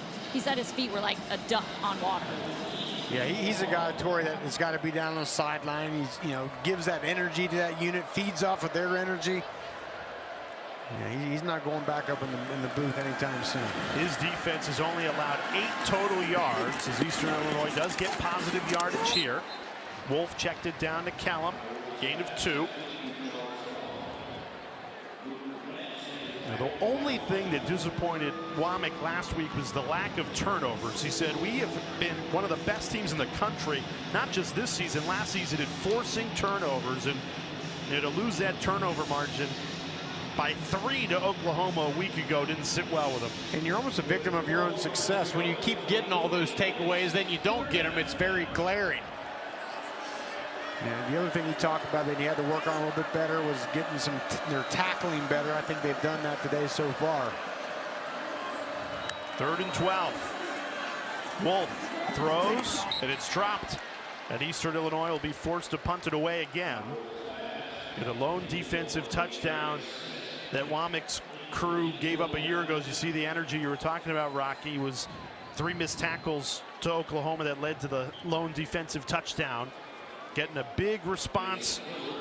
And I agree with the point you made a moment ago. The offense should know that. Look, hey, we got one of the best defenses in college football that we can lean on as you get to the Iron Bowl and postseason play. Yeah, what a luxury to have a unit like this.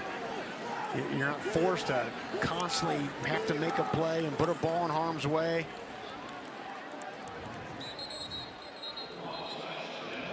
A punt that goes 55 yards. It'll likely be Austin Mack up 35-0 when we come back.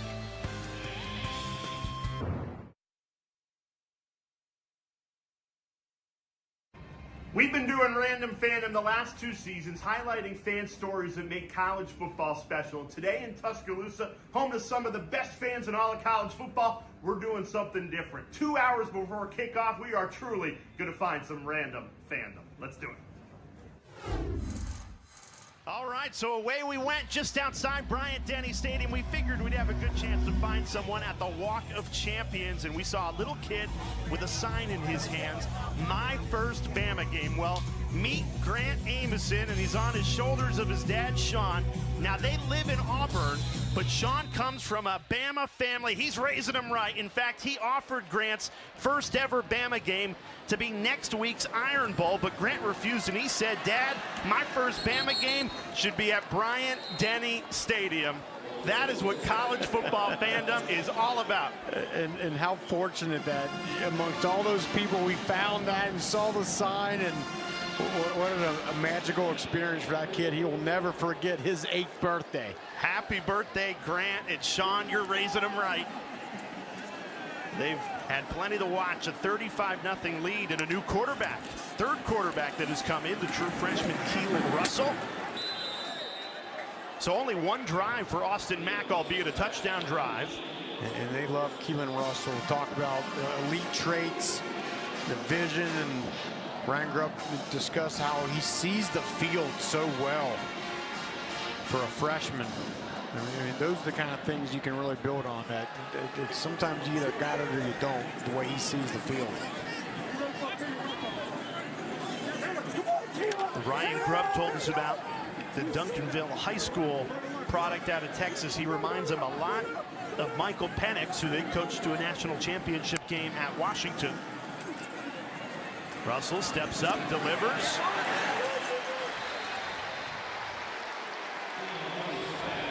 And Bakwe makes his 2nd grab of the afternoon. And that ball just absolutely jumps out of Russell's hand. And that had some mustard on it too. Great catch there by Bakwe, the wide receiver. And Russell, the #1 dual threat quarterback in the ESPN 300 2025 class. So big expectations, and it can be tough when you come in and you're behind Ty Simpson and Austin Mack, but a good opportunity for Russell here against Eastern Illinois and a 5-touchdown lead for Alabama. Now the thing we got to talk about though is it's these days it's hard to keep 3 elite level quarterbacks on your roster, right? Guys go here, they go there. So, you know, I think sometimes coaches are de-incentivized to get guys to work because if they got somebody they like, but they don't want to get out there and have success, and then he hits the transfer portal. Who knows what's going to happen with that? But I like the thought process here. Let's get our guys out there. Let's get them some work and see what they can do. Grubb told us he believes there are 3 future NFL quarterbacks in that quarterback room: Simpson, Mack, and now Russell. And to your point, Rocky, you never see that now, because if a quarterback knows, I've got NFL potential and I'm not the starter, I'm gone. I'm hitting the portal, I'm getting NIL. To their credit, though, why not stay at a place with a guy like Ryan Grubb and Kalen DeBoer, where you're going to learn so much about how to play that position? It's a smart decision by those 2 early on here. And DeBoer told us, look, you're going to see a lot of Keelan Russell, and he was right, getting into this game early, still midway through this 3rd quarter, only 1 drive for Austin Mack. Russell throwing on the run, delivers it to Marshall Pritchett. That's good pocket awareness there. The eyes stay downfield, even though there's some pressure. Let's take a look at this. Scanning around, going through the progressions. Eyes stay downfield, step up, deliver the ball. Tylan Foster is down for Eastern Illinois. And as Foster receives medical treatment, we'll step aside. Alabama up 35-0 midway through the 3rd.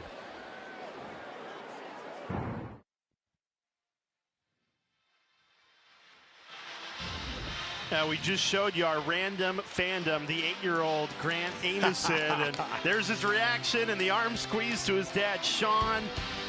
They live in Auburn, but Sean's raising him right as an Alabama fan, and offered to take Grant to the Iron Bowl next week for his first ever Alabama game, and he said, no, my first Bama game needs to be in Tuscaloosa. So here they are, and they're enjoying a 35-0 lead for the Crimson Tide. Yeah, first game got to be at Bryant-Denny Stadium. 3rd string quarterback Keelan Russell into the game for the Tide. Austin Mack only got 1 series of this 3rd quarter after Ty Simpson played the entire first half. Play action, Russell right on the money to the tight end Caleb Edwards. Freshman to freshman, the future is bright. You can see why Ryan Grubb and DeBoer are so excited. I mean, here's Russell coming in the game, surveys the field. There he is, ball's uncorked, right on the money. I mean, the accuracy by all 3 of these guys, very impressive. And with Josh Cuevas, the lead tight end, out of this game with an injury, did not play. Caleb Edwards and Marshall Pritchett, the 2 true freshmen, getting some extended burn in what could be a very vital tight end room the rest of the way. And one of the key attributes of Keelan Russell is his athletic ability, the way he can run. We'll see if that happens here now around the 10-yard line. 1st and goal. Russell has come in and made it look easy. Number 1 dual threat quarterback in the 2025 class out of Duncanville High School, a powerhouse in Texas. Hands it off, Trey Washington. No room to run there.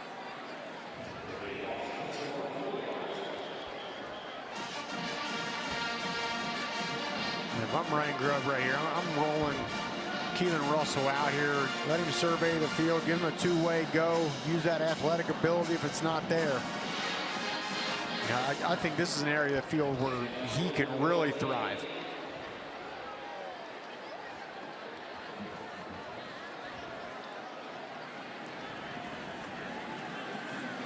Motions Washington into the backfield.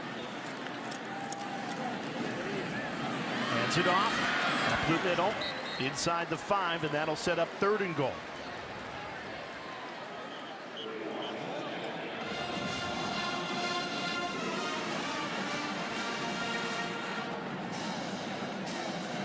And when your head coach and your offensive coordinator compare you to a guy they coached who went in the 1st round of the NFL draft and Michael Penix and played for a national championship, pretty good company. Let's see what Russell can do on a 3rd and goal.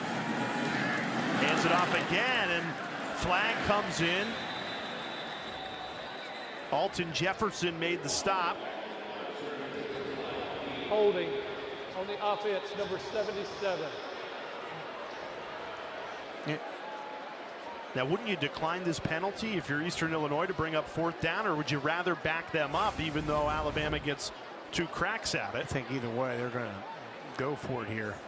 But I don't understand on those 2 plays if you're Kalen DeBoer, his last 2 plays. Holding on the offense, number 77. That penalty is declined. Yep. 4th down. Penalty is declined. You were saying, Rocky? Yeah, I mean, we know we can run the ball up the middle in a 35-0 game. Let me see what my quarterback can do. Let me roll him out. Let me give him that 2-way go and let him work on his game. I just think you use these opportunities to see what your quarterback here can do and what he can't do. Get him some experience. Well, he has an empty set here on a 4th and goal.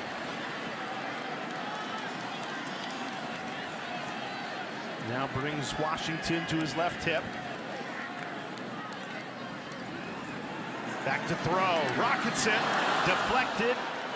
It falls incomplete. Turnover on downs. Good stop by the Eastern Illinois defense. Russell can't cash in. And here's one I think that Russell missed. He has the running back out to the left there, completely wide open. Look, there's nobody home. He dumped that ball off and let him make the guy miss. And kind of forced one right there in the middle of about 3 white jerseys. But again, that's why you do this. That's why you put Keelan Russell in. He'll learn from that.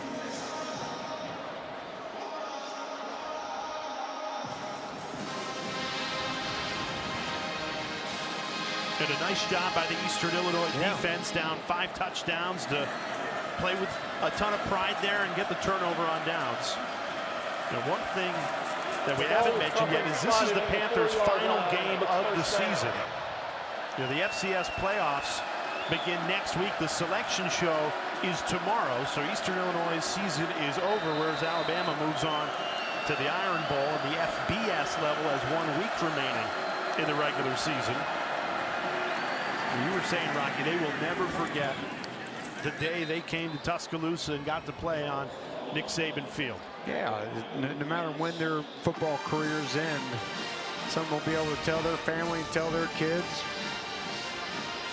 You know, I mean, and remember, look at a guy like Caleb Lyons, you know, cornerback. He jumped out of the stadium earlier and had that interception, and he'll be talking about that forever. Go here and make some plays and give yourself some memories.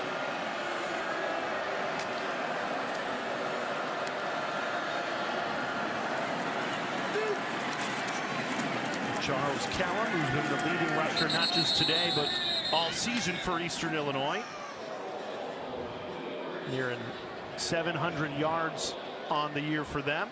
Yeah, Kellum 6th in the OVC in rushing coming into this game. We talked about the St. Xavier product out of Cincinnati.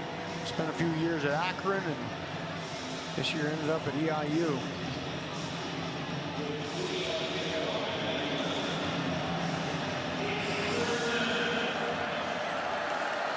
Third and 3. The Alabama defense has been outstanding on 3rd down today. Just 1 for 8. Needing 3. Blown up in the backfield. Swarming Crimson uniforms. And another 3rd down stop. And it's the 9th Alabama tackle for loss today. I mean, the movement and penetration is just overwhelming this Eastern Illinois offensive line. I mean, it's tough going. You're talking about a very formidable front. Look at that total yards. Wow. Alabama over 400, Eastern Illinois only 17.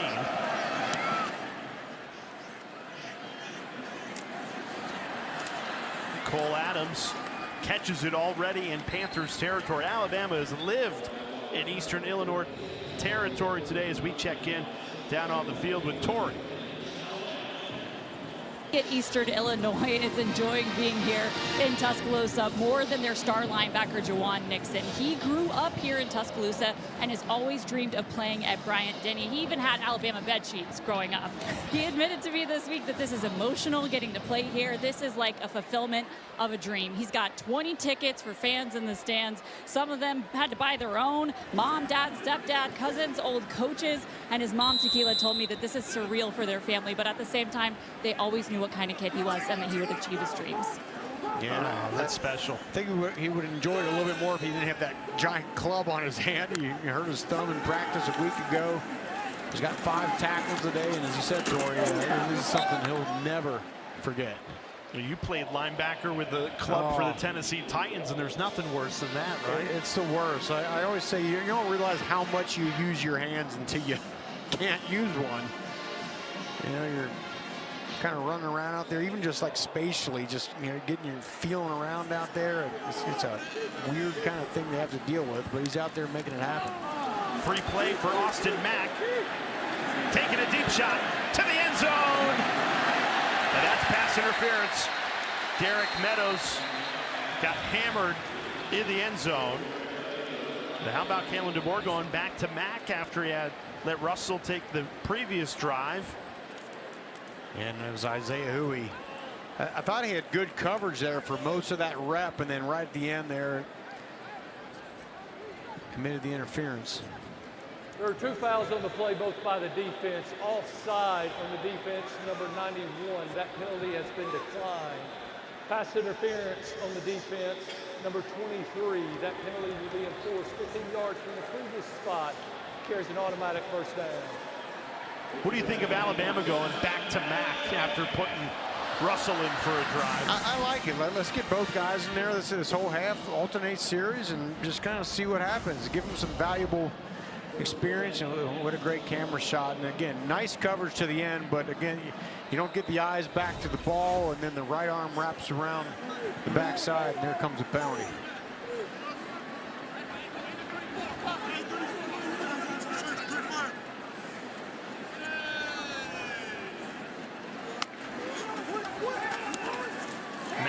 Steps up, decides to run. Austin Mack, tough to take down at 6'6". Those long strides, finds the end zone. Touchdown, Austin Mack.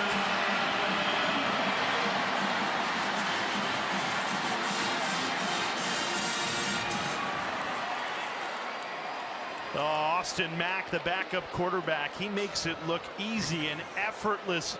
40-yard throw on the previous play that was called for pass interference, and then a 20-yard run for an Alabama touchdown. Yeah, I mean, smooth, just how he throws out there.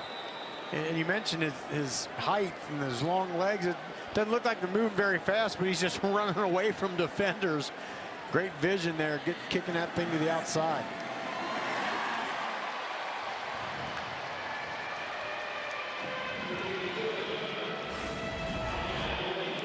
Again, I like this look. He's going through his progressions. 1, 2, not there. I mean, look at just open up then. And he's seeing downfield. He's seeing his wide receivers. There's Derek Meadows making a great block on the outside. And that's what it's all about. I mean, the quarterback position is about making the right decision. When to throw, when to tuck and run. These are all very razor-thin, fine decisions. And the only way you learn in those instances is through experience. And that's why it's so valuable right now for both Mack and Russell to get that experience and learn.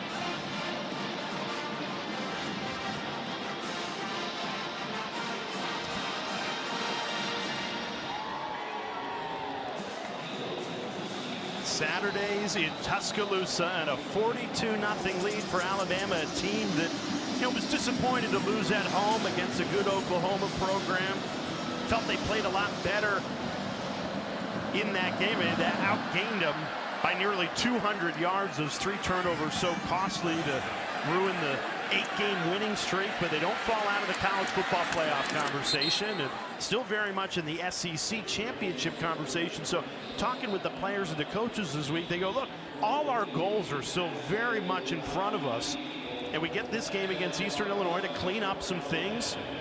and make sure that we are 100% ready to fire, because now every game here on out is a playoff game. That's it, and every play is an opportunity to get better and to learn, both for the coaches and the players, and that's why you can never just take a game like this lightly. You want to come out and work on the little things you got to work on to be a great football team. I think they've done a lot of those today.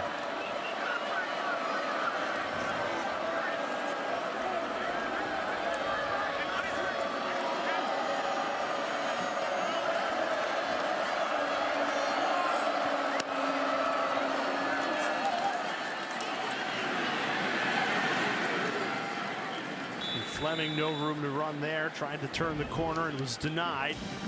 Talking SEC championship, you win and get an A&M loss, you're in. You win and get an Ole Miss loss, you're in.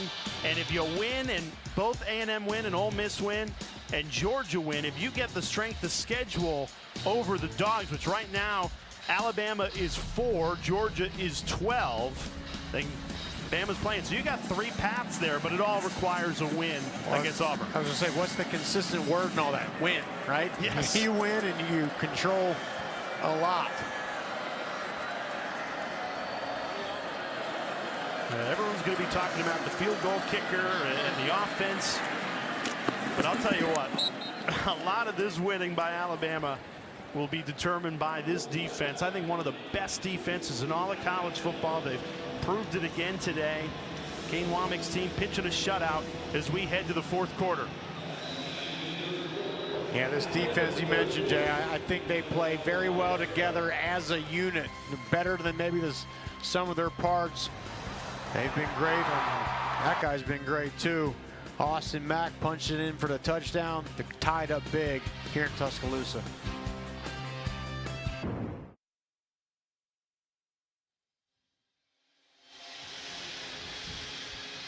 Rocky, we've been talking defense. Kane Wommack's unit excellent today. 9 tackles for loss, an interception, a forced fumble, and still pitching a shutout as we begin the 4th quarter. Havoc plays. They've just owned the line of scrimmage today. 3 big sacks, the interception on the 2nd play of the game. 3rd and 2, and another 3rd down stuff. Eastern Illinois converted the first 3rd down that they had, and then Alabama's shut the door 9 consecutive times on 3rd down. Wow. Yeah, Kane Wommack, you can see him fired up. You can't exude that kind of energy if you're up in the box, right? Duke Johnson, look at this.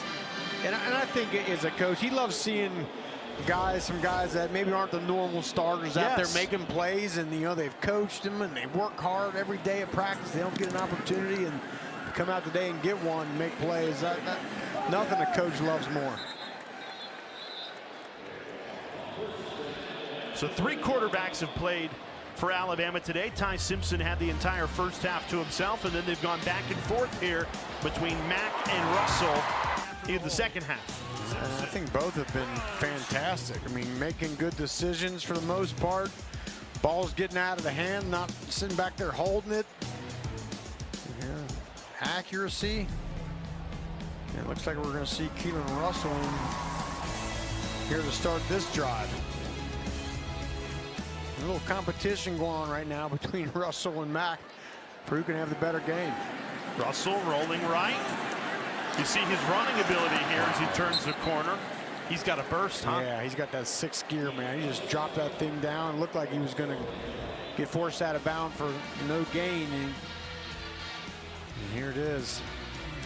Russell's going to get his 2nd drive. Yeah, and for Russell, I wonder if he'll run the ball a little bit more here, because that's one of his strong suits. Hands it off this time to Kevin Riley. Only gained a yard.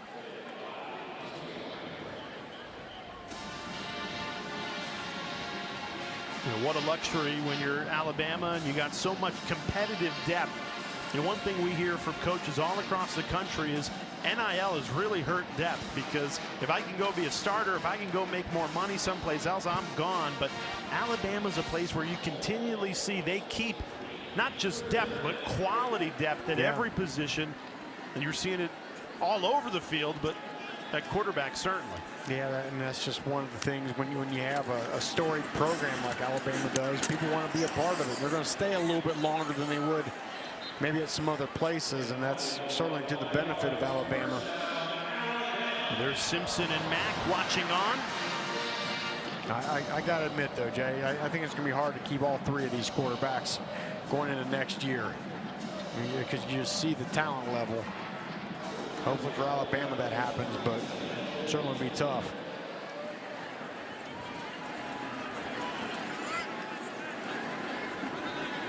A.K. Deere back into the game in the backfield. He's been a bright spot for Bama today. Russell throws. It's caught by Cole Adams. And I like right there what Russell did. There was a deeper route that was a little more well covered. Instead of trying to force that thing in there, just takes the easier throw.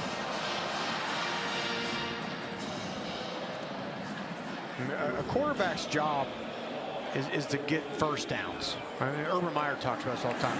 Get first downs. That's the main thing you have to do, what it kind of boils down to.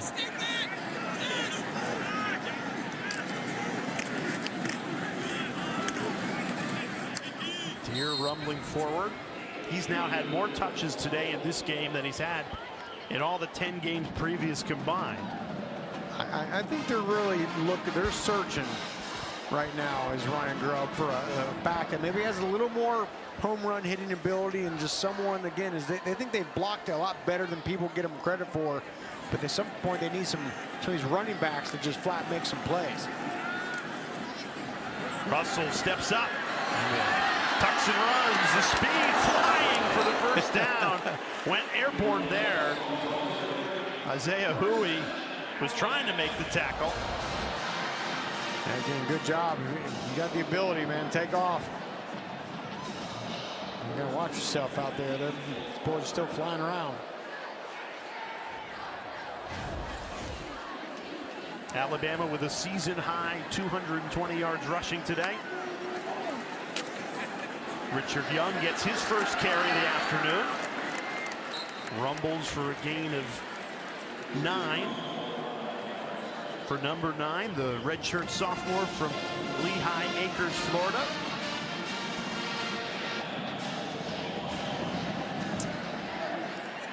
One of those games where if you're on the roster, chances are you're on the field today.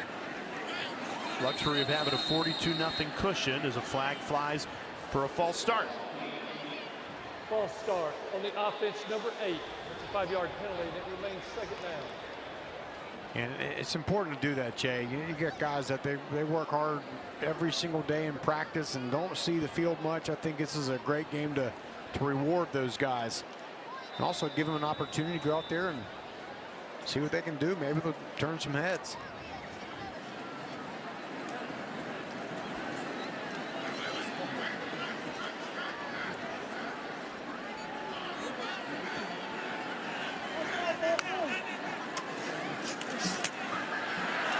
Russell just overcooked that one on a seam route. And ball sailed a little bit on him. Alabama came into this game with 3 injuries to starters. Top wide receiver Jeremy Bernard, starting center Parker Brailsford, and the tight end Josh Cuevas. So you knew coming in already you got to reshuffle your starters, and that changes your depth chart. And now you've even gone to the 3rd string. But you're right, Rocky. You never know. If somebody makes a big play, it gives you something to think about. Is that a player that we could use going into the Iron Bowl and postseason play? Russell finds Marshall Pritchett. He's one of the players that would fit into that category, right? If Cuevas stays injured here. Pritchett's had 3 catches today. One of the top tight end prospects in the freshman class. Yeah, speaking of, I mean, this is freshman to freshman, right? Nice job of getting that ball out there to Pritchett. Again, I mean, you got to love how much Alabama is not afraid to play freshmen.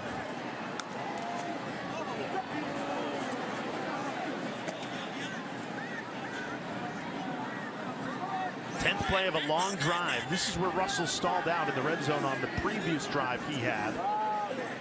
You got Meadows down here at the bottom, one-on-one coverage. Tall receiver. They throw it to the opposite right side, right back to Pritchett. He flies forward inside the 10. Back-to-back grabs for the talented tight end. I'm just loving this situation. You got Meadows out there, 6'5". Just throw a jump ball up to him. See what he can do.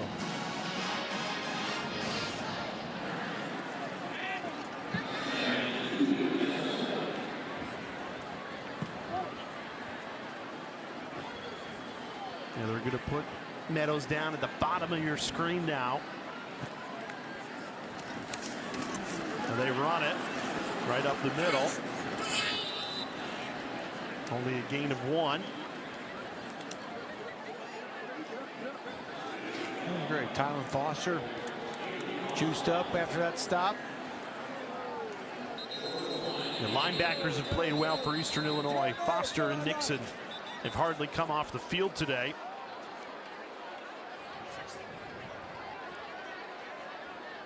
Joseph Ionata down for Alabama. We'll step aside.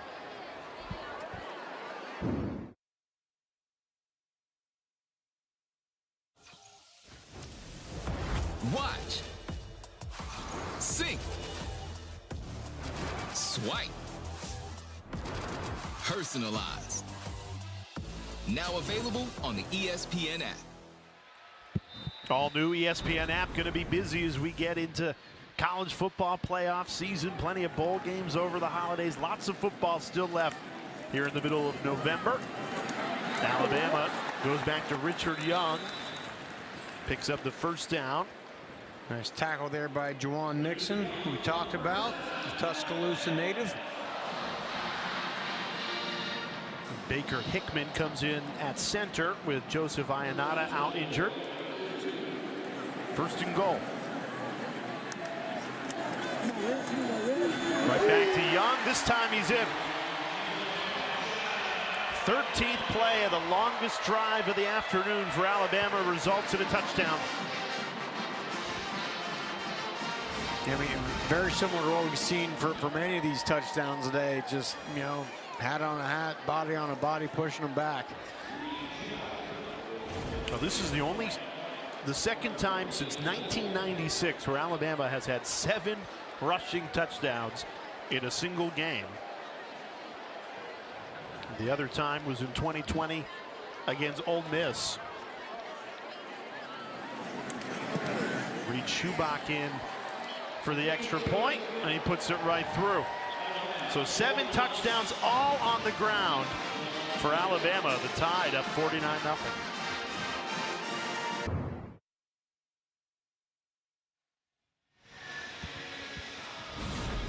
All right, Alabama up 49-0 in the fourth quarter. We can look ahead to the Iron Bowl, which is at Auburn. The last 4 meetings at Jordan-Hare, they've all been classics. 2017, Auburn knocks off #1 Bama. Then in 2019, Bo Nix, 48-45. Tigers win at a shootout. Alabama wins a thriller in 4 overtimes in 2021, and then 2023 might be the best of them all. Alabama on that 4th and 31, Isaiah Bond, the hero, to win it 27-24. So that last win for Auburn against Alabama, 2019, that's 2,184 days ago. And the Tigers would love nothing more than to ruin Alabama's season and chances at a SEC championship in a college football playoff, to play spoiler in a year where they've had their head coach fired. Yeah, and as we've talked about all game here, Jay, lots of scenarios, and Alabama is still alive to get into college football or the SEC championship. There it is, 72% with a win. They lose that game, Jay. 0. But the common denominator is win, right? If they win, it's going to take care of us. So they're going to be in a college football playoff, which is the goal. And we just showed you those. If those last 4 meetings at Auburn are any indication, it is going to be another classic. The one thing that Alabama's got going for them is they have just dominated the rivalry as of late. And nobody on that field for Auburn has been part of a win.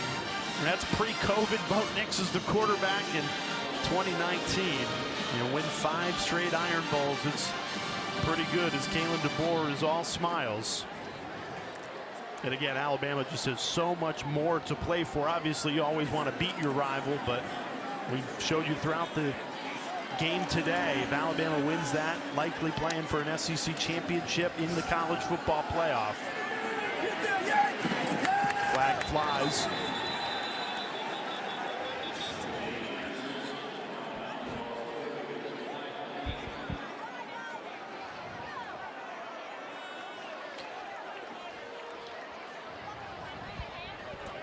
Illegal formation on the offense, more than 4 in the backfield. That's a 5-yard penalty with a replay at 2nd down. Well, and it's also important to remember, Jay, with the Iron Bowl next week, you know, DJ Durkin, he's the interim coach. He wants to put on a display. I'm sure he'd like to, you know, possibly be considered for that job. So it's going to be all hands on deck to go in there and get that thing done. Well, that's the other thing that's swirling. It's either college football playoff conversation or coaching carousel conversation. How many times do I say that, Jay, during the course of the year we're together? So those are the 2 dominating conversations, CFP and who's going to get fired and who's going to get a job. And it's amazing the amount of coaching vacancies there have been without even being the end of the season yet. You know, I was told they would be a little less hasty to fire coaches because then there's a buyout. If you have the buyout, then it's not money you can spend in NIL. It's been the opposite. Yeah. These programs have been quick to move on from head coaches. I think in a lot of instances too quick. And then you got the whole Lane Kiffin debacle where the AD has to come out yesterday and say, hey, we're going to put out an announcement after the Egg Bowl. My first thought is, well, if he's staying, why wouldn't you just say now he's staying? Well, yeah. So. But try and stay off the message boards, everybody. Good luck. Good luck. They can be a lot of fun. Even I was finding myself down the rabbit hole yesterday. Yeah. And you're hearing things about Kalen DeBoer and how Penn State's calling him. And I think a lot of it is a lot of words and not a lot of action.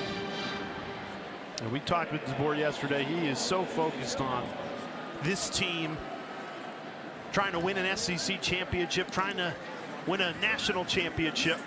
And he said these players are so committed to the program, into the University of Alabama. Good return there. Lee getting an opportunity on the punt return for 25 with Bama up 49.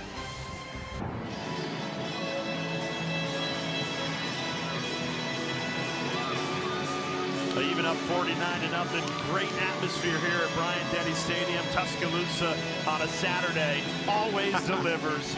Rocky Boyman, Jay Alter with you.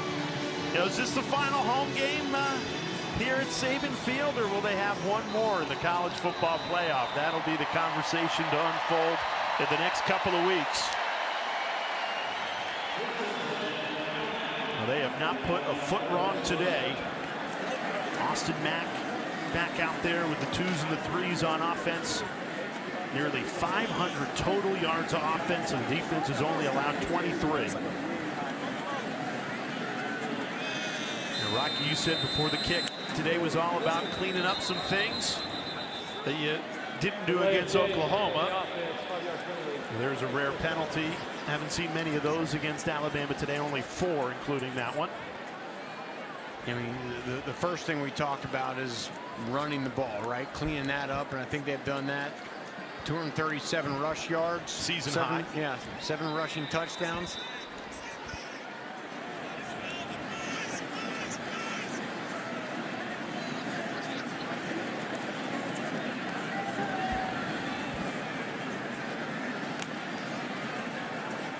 There's Mack throwing on the run, right on target. Some shiftiness there.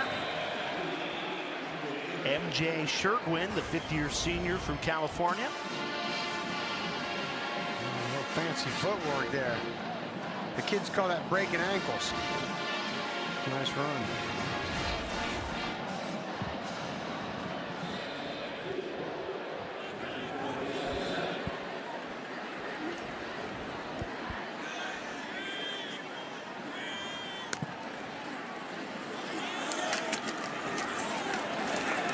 Washington, flag flies in.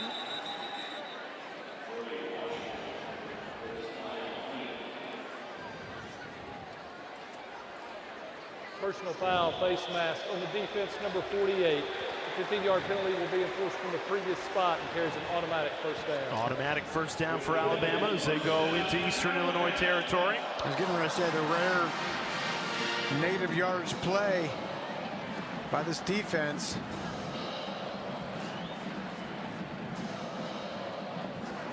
Cade Carruth coming in, middle of the drive. Give Carruth an opportunity. He'll be the 4th Alabama quarterback to take a snap today.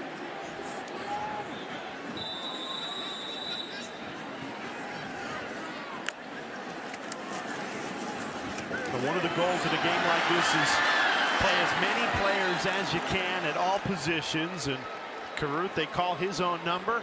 Gain of 10. And you know, Carruth on that read option there, he was keeping that thing 100%. He got an opportunity, he's gonna run it. He comes in for one play. And now That's it's the great. scout team quarterback, big number 13, John Gazaniga, 6'7", 250 pounds. They told us this kid's got a rocket arm, but don't think he'll be allowed to throw it. They do keep it on the ground. Gazaniga, Kalen DeBoer said, sometimes he lights up the Alabama ones and he looks over to the defensive coordinator, Kane Womack, and goes, hey, how did that happen? He goes, look, the quarterback we're playing, never throw he that. doesn't have as good an arm as Big John. That's it. I mean, and great work for the Alabama defense, certainly. A guy like that on the scout team that can fling it around like he does. It comes from California. His high school coach was Carson Palmer. Pretty good tutelage there. Let him throw one here. Come on. Let him take a shot. Well, you know the number 1 defense is watching, thinking, yeah, finally he's not doing it against us. And DeBoer said he's been an outstanding scout team quarterback this season. And he says if he gets into the game, which now he is, that's a good thing for us because that means we're up big. Right. Gazaniga breaking the huddle ahead of the 2-minute timeout here.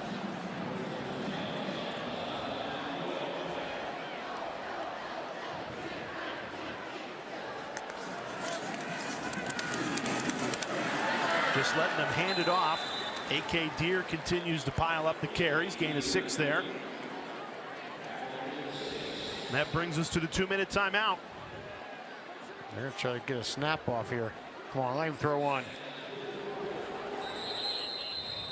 Can't get it off in time. 2 minutes left as Alabama, 2-minute Kalen timeout. DeBoer headed to 9-2.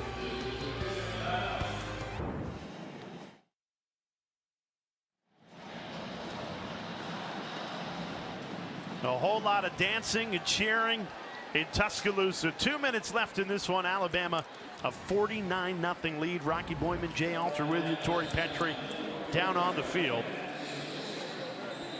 7 touchdowns for Alabama. All of them have come on the ground. 533 total yards. Gazaniga, the scout team quarterback, they let him run it there. Their walk-on freshman who's led the scout team for Kalen DeBoer all season long, getting an opportunity in a 7-touchdown lead. You know he wants to find the end zone, right? Oh, heck yeah. He's looking over and said, come on, coach, call me a play. We can get in the end zone.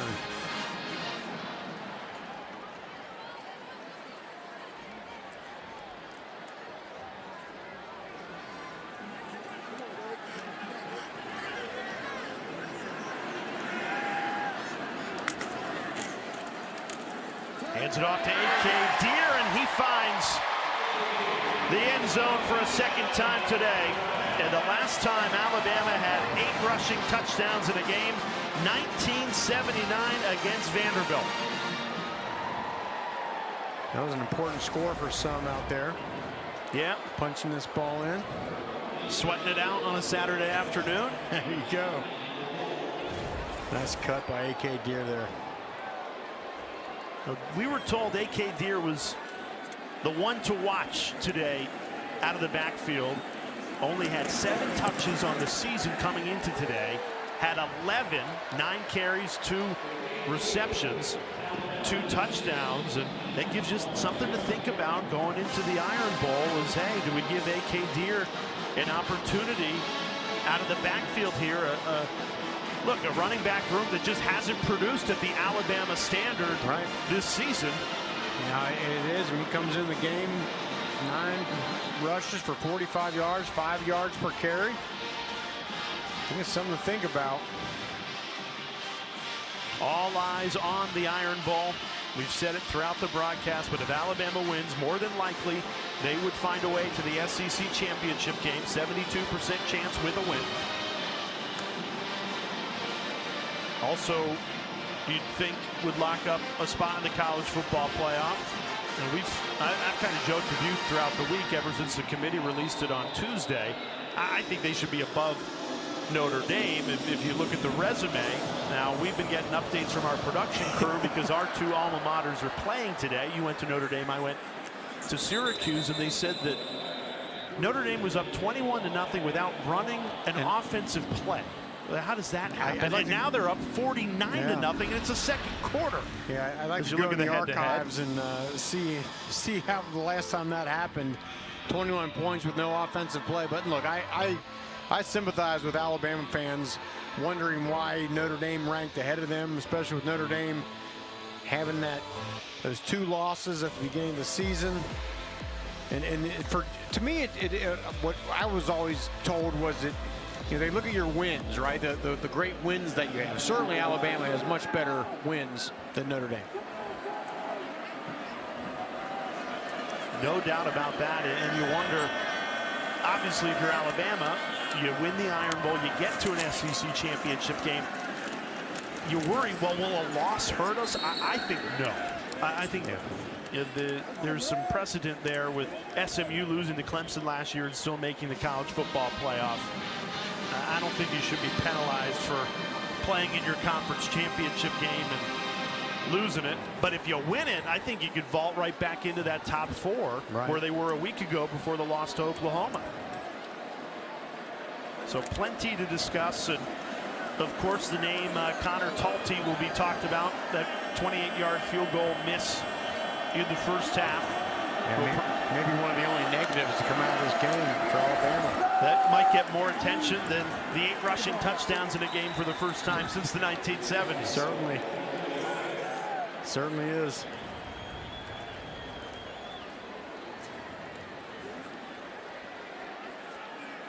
Well, that'll finish it here in Tuscaloosa. 56-0 win for Alabama. Nice bounce back. Kalen DeBoer saying you can learn a lot from a loss. We certainly did when we lost the first game of the season to Florida State. Rattled off 8 straight wins before that loss to Oklahoma. They're hoping this win can launch into another win streak that'll result in some trophies come the end of the season. Shutout complete. And the 14th time in program history, an Alabama defense has held their opponent under 60 total yards. And let's hear from the Alabama head coach, Kalen DeBoer, with Tori Petra. Coach, your staff told us heading into this one there were 3 big priorities today. You wanted to get your run game going, play clean on special teams, and assess how you did in those 3 areas. Yeah, I think, you know, these games push all those things at the highest level, but I'm proud of the way the guys prepared, and that's what I care about the most throughout the week. And a lot of opportunities for a lot of guys to go out here and play and perform. A lot of your young guys got an opportunity to get in there today. What did you learn about your depth today? Well, I'm go in there, and you know, those guys at the end of the game, man, they're the program guys. They're the guys that help make our culture what it is, and so, you know, everyone's excited that they get a chance to go out there and do their thing. You turn the page today to the Iron Bowl. How important is it to win out in the rest of your regular season? Yeah, no question. This is what it comes down to, week 12, and the game itself, what we get to play for. Guys are going to be fired up. I know we'll have a great week. Thank you, Coach. Thank you. Kalen DeBoer told us all week in practice he got the response he was looking for after that loss, and now they put it together, and you see the response on a Saturday, hoping to carry that in to the Iron Bowl as we go back to Tori, who's standing by with Tim Keenan. Tim, your defensive coordinator challenged you guys to pitch a shutout today, and you did. As a leader on this defense, what impressed you most about your defensive effort? A shutout is always great. It shows what can happen once you execute, do your job, and go out there and have fun with your brothers. So getting that goose egg is definitely big for us.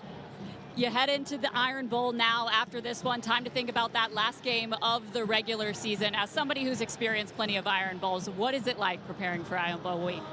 I'm going to enjoy this win right now. I'll worry about the Iron Bowl next week. But right now, that 24-hour rule, enjoy this goose egg with my guys, especially what might be the last game at Bryant-Denny Stadium and the senior day, so I'm just enjoy the day.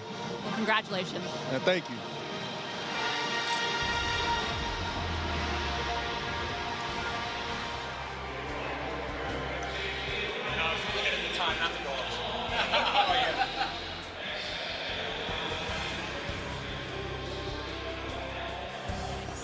To 0.